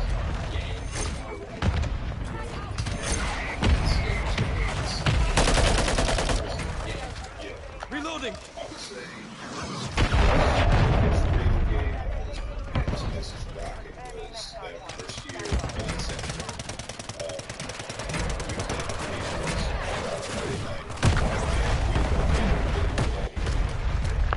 Throwing smoke.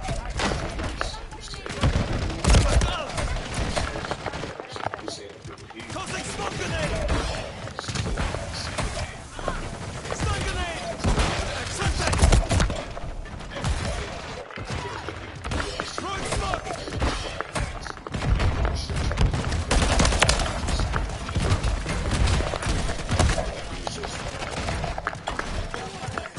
Tossing smoke grenade.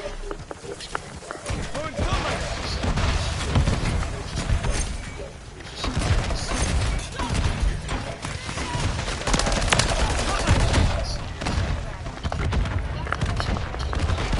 Throwing smoke. Stop. Took a round. Ended that one.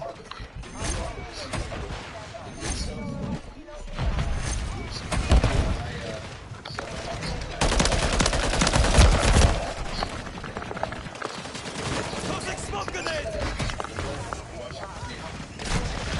Right up.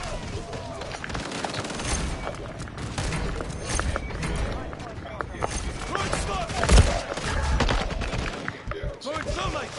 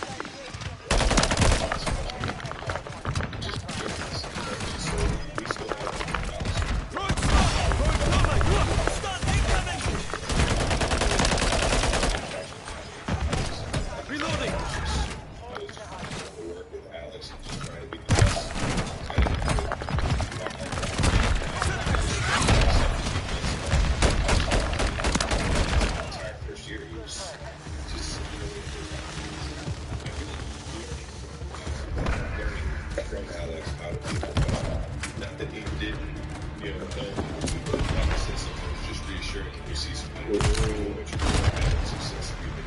You can hear and see how he's having success throughout the week, right? Or how he schedules the week. And then he comes in, starts the next year, and it feels like I gave this example after the first year.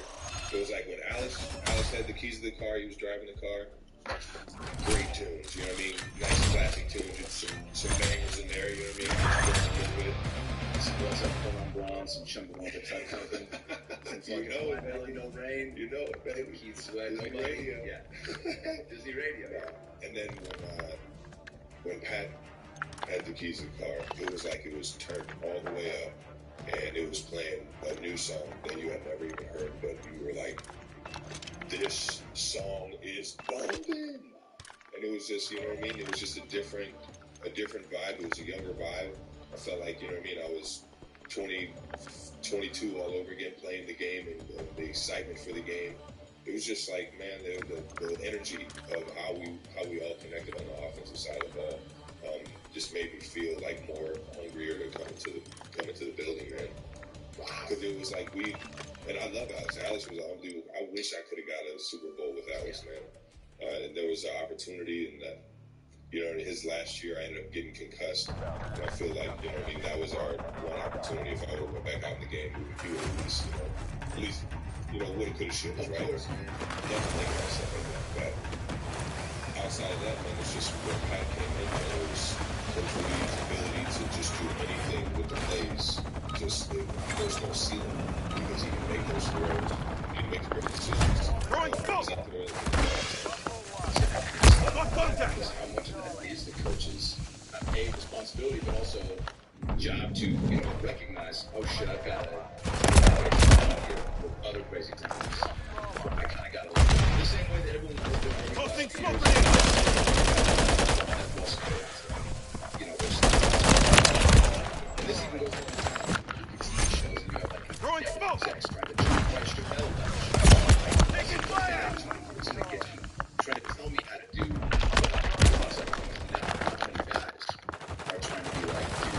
Tossing smoke grenade!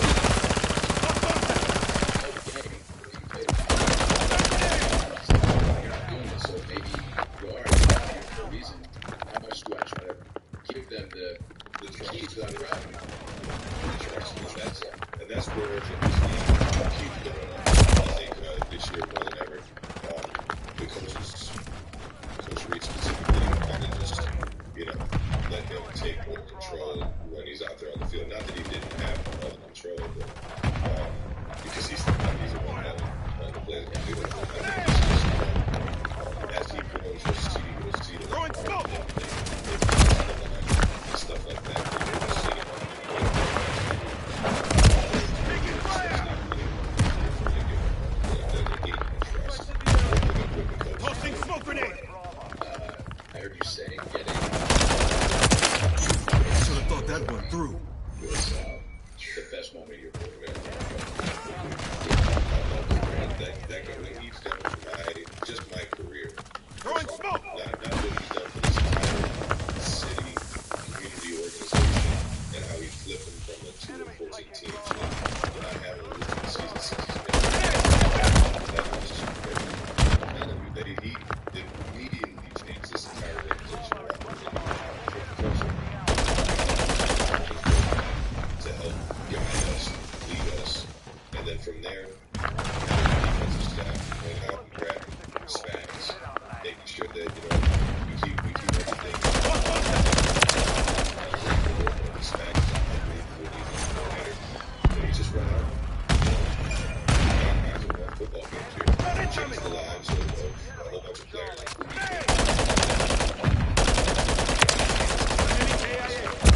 Reloading! A lot of good times.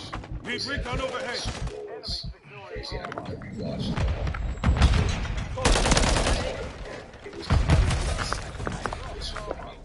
You know, you already excited. You're small as fuck. Yeah, you just, I was trying to put myself in the mindset of like, hostile, eliminate! It was wild, man. It was wild, especially Tossing smoke grenade! Throwing thermite! Taking fire! Made it more dramatic at the end to, really, appreciate how hard we fought to get there. Check your fire! He's like the... Throwing smoke! You know what I mean? He kind of looks at the players like... Lock contact! Oh, you fucking kidding me? Get the flags, man. What y'all doing?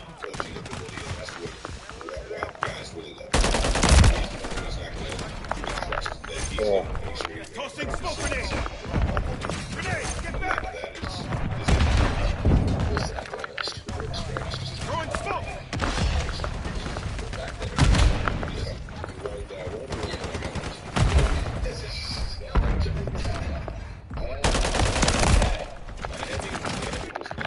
Like, take me through media right now, it's so fresh. I played in front of a crowd like that. That was the last game that we had full capacity for a game. Like, that was... Tossing smoke grenade! Careless mistake.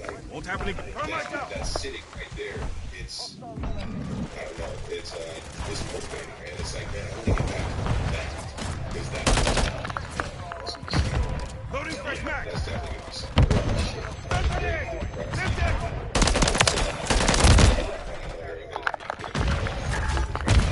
Oh yeah, it's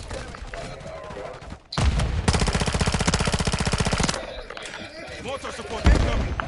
Requesting recon flyover! Grenade! Enemy AIA! Throwing smoke! Throwing thermite!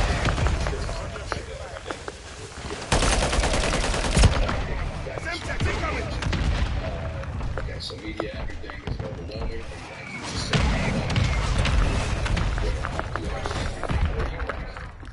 Need recon of Semtex! Arch incoming! Do another once over and Check your fire!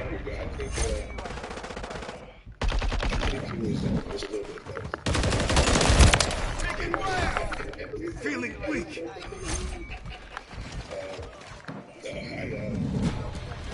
They prep you so much, or at least this is how it is. They prep you so much that you just don't even worry about the media stuff. You're going to have to do it. Watch your aim, soldier! 2 hours and you're just going to sit in the room and Hey, get back!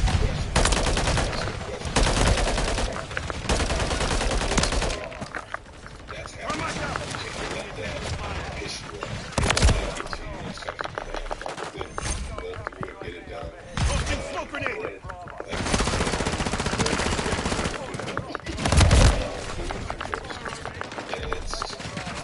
Throwing smoke!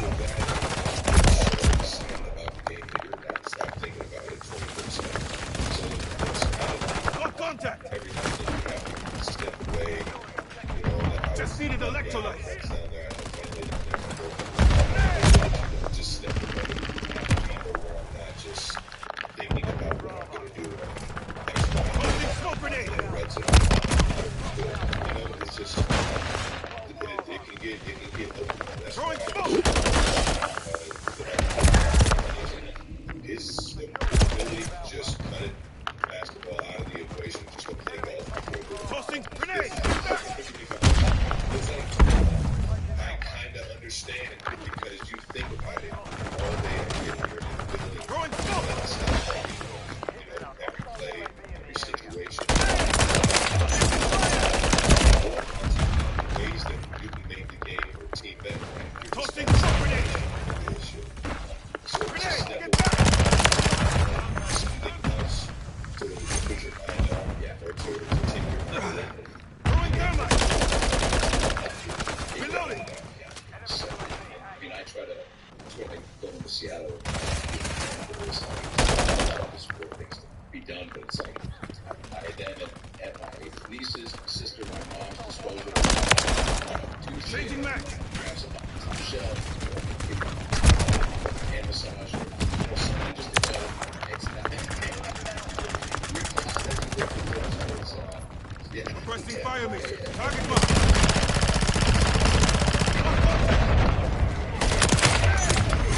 Loading straight back.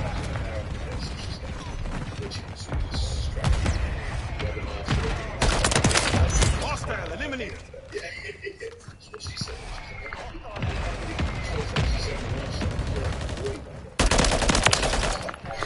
Changing max. Requesting recon pilot.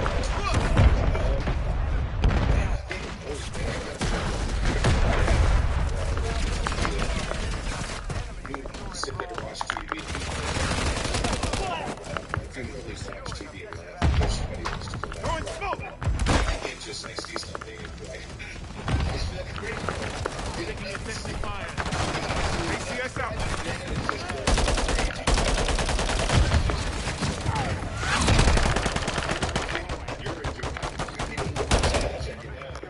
It's just, yeah, so I was just, alright. But my mom always, at, like, baseball games, I just remember her and being just coolers, lawn chairs, just dying laughing. Just absolutely dying laughing. All the moms were saying, like, your mom can tell a story. I'm just like, alright. Mom's got good storytelling. Awesome, dude. Yeah, so I think I get it from both, for sure. Yeah. And then just growing up with Jason. Jason's a goof, man. Yeah. Well, maybe not a goof. He's a straight there. He's the Spade to your Farley, right? There you go. Thank you. Yeah. 1,000 me Farley. Yeah. Well, 1,000%. If he's the like, also just, it's an energy thing too. Jay does have big energy, but can contain it. You know what I'm saying? Except for who's giving a Super Bowl speech. Yeah. No, and you know what? All the speech was just a little bit of Jason, and that's the thing, man. If everybody, you know, if he really opened himself to the world and did something like a podcast, we've been talking about maybe trying to do something like that. Like I was saying,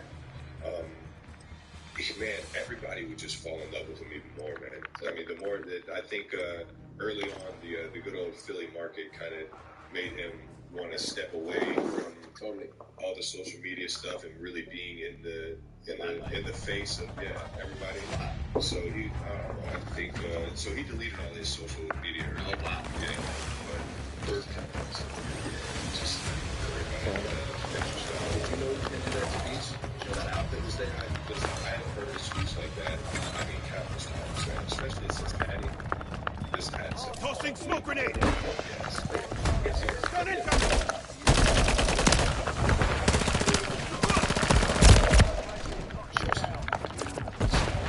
Throwing smoke. You know what I'm saying though? Like that's athletic being, I know twins that were dominant basketball.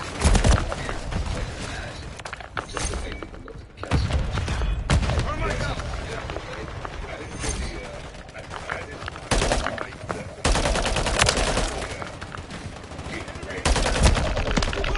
I could use a mention. I mean, early on, I was in a package where I was like the wildcat quarterback. Yeah. Tossing smoke grenade.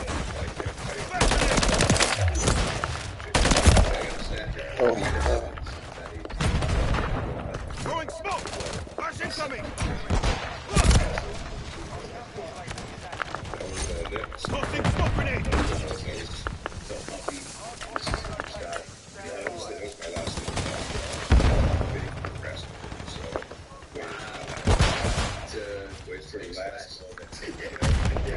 Just need an electrolyte. Throwing smoke.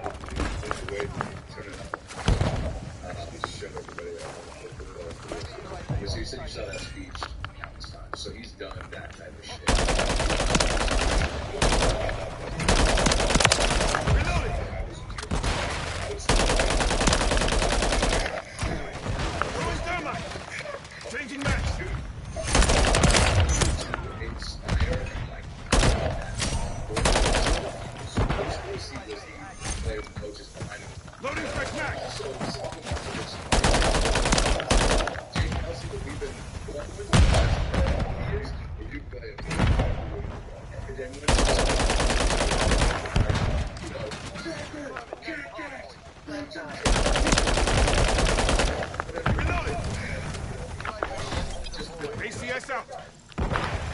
Gun overhead.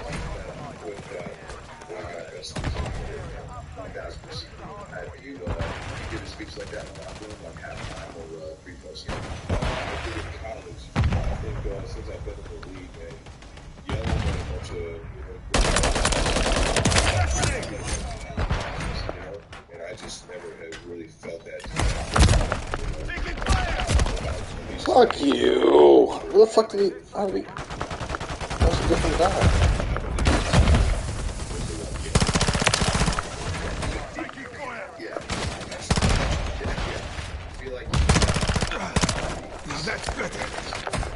Dog, these knifers are so annoying. Like, who told him to do that shit? What YouTuber told these niggas to do this shit? And everybody's doing this shit. Like, I don't understand.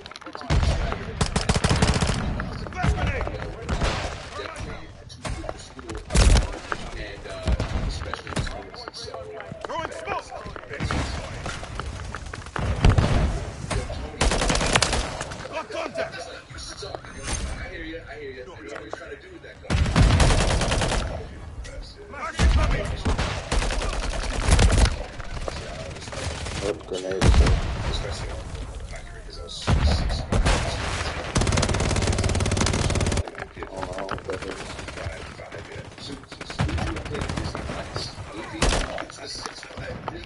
Tossing smoke grenade.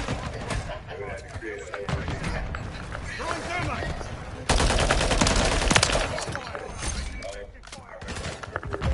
Check your fire.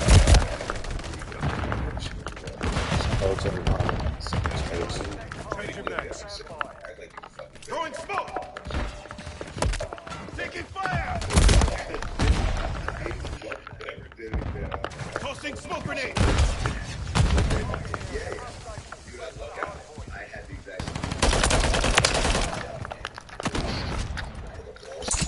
Watch your aim, soldier.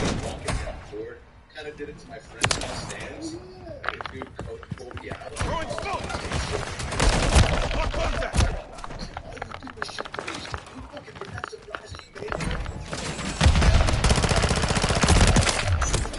Check your fire.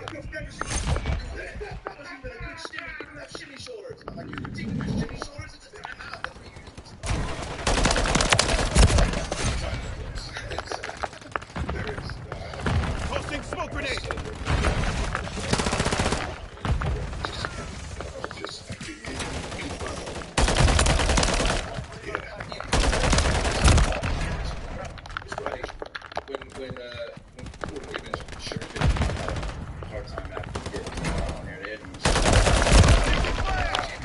Thermite out. Reloading.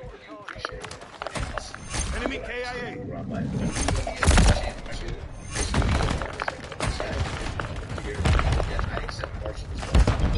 ACS out.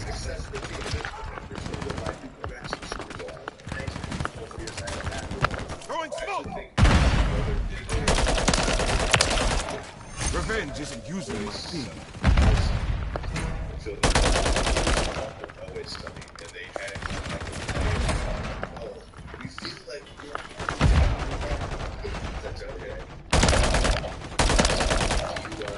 Changing max. Should have thought that one through.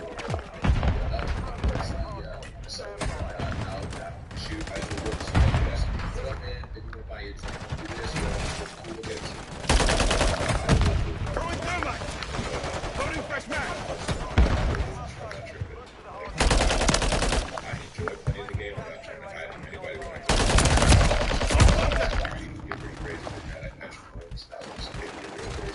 I've seen it. So somebody having security like that,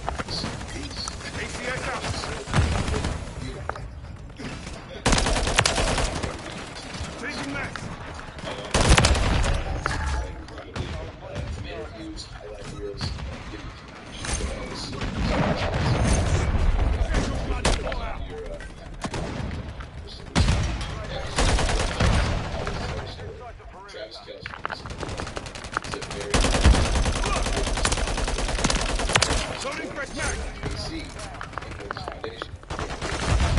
Thermite out. Tossing smoke grenade. Lost contact. Need recon overhead. Just needed electrolyte. ACS out.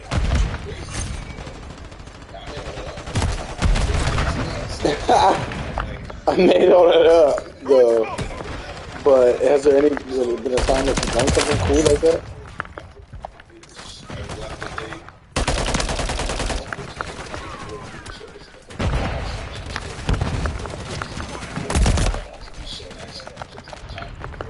Tossing smoke grenade. Throwing thermite.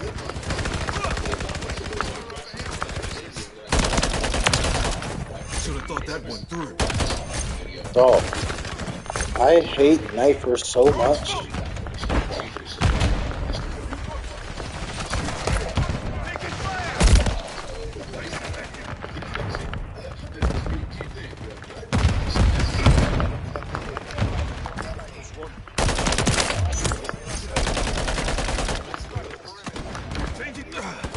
Now that's better.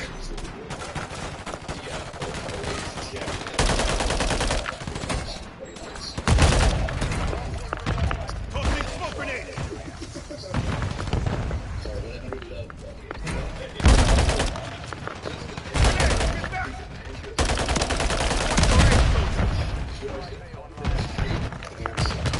Throwing smoke.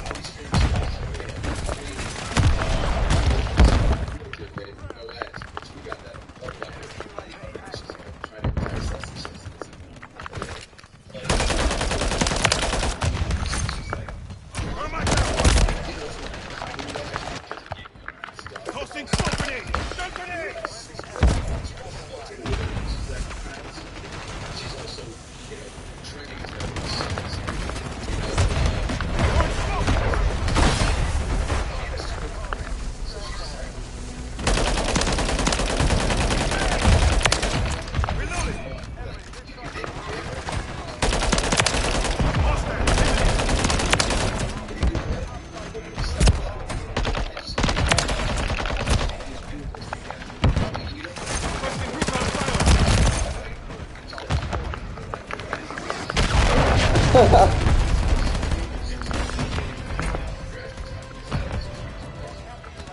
Throwing thermite.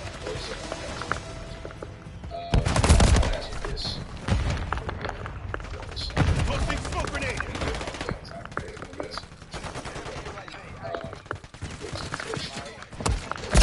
Lost contact. Careless. The cover's down. Revenge isn't usually my thing. Need recon overhead. Loading fresh mag. Fucking stop. Throwing smoke.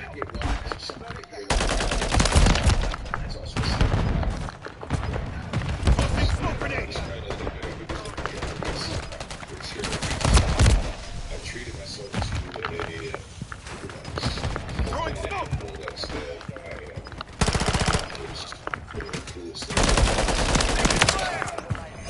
The sniper's down.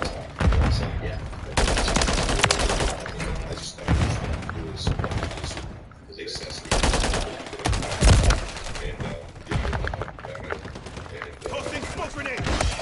Lost contact.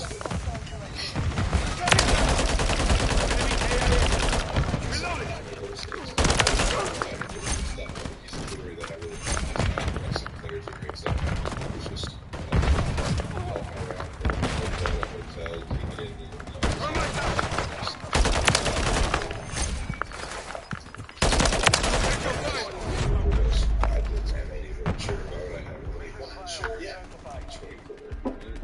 Yeah, dude, you don't need insurance yet. Are you torn up about it? I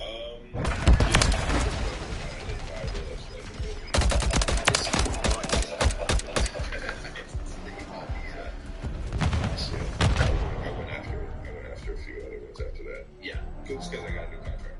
Yeah. That's It was that. Then there were the Marty McFly's. That's what I was gonna. The Marty McFly's were. I mean, that was. was my movie growing up. Back to the Doc.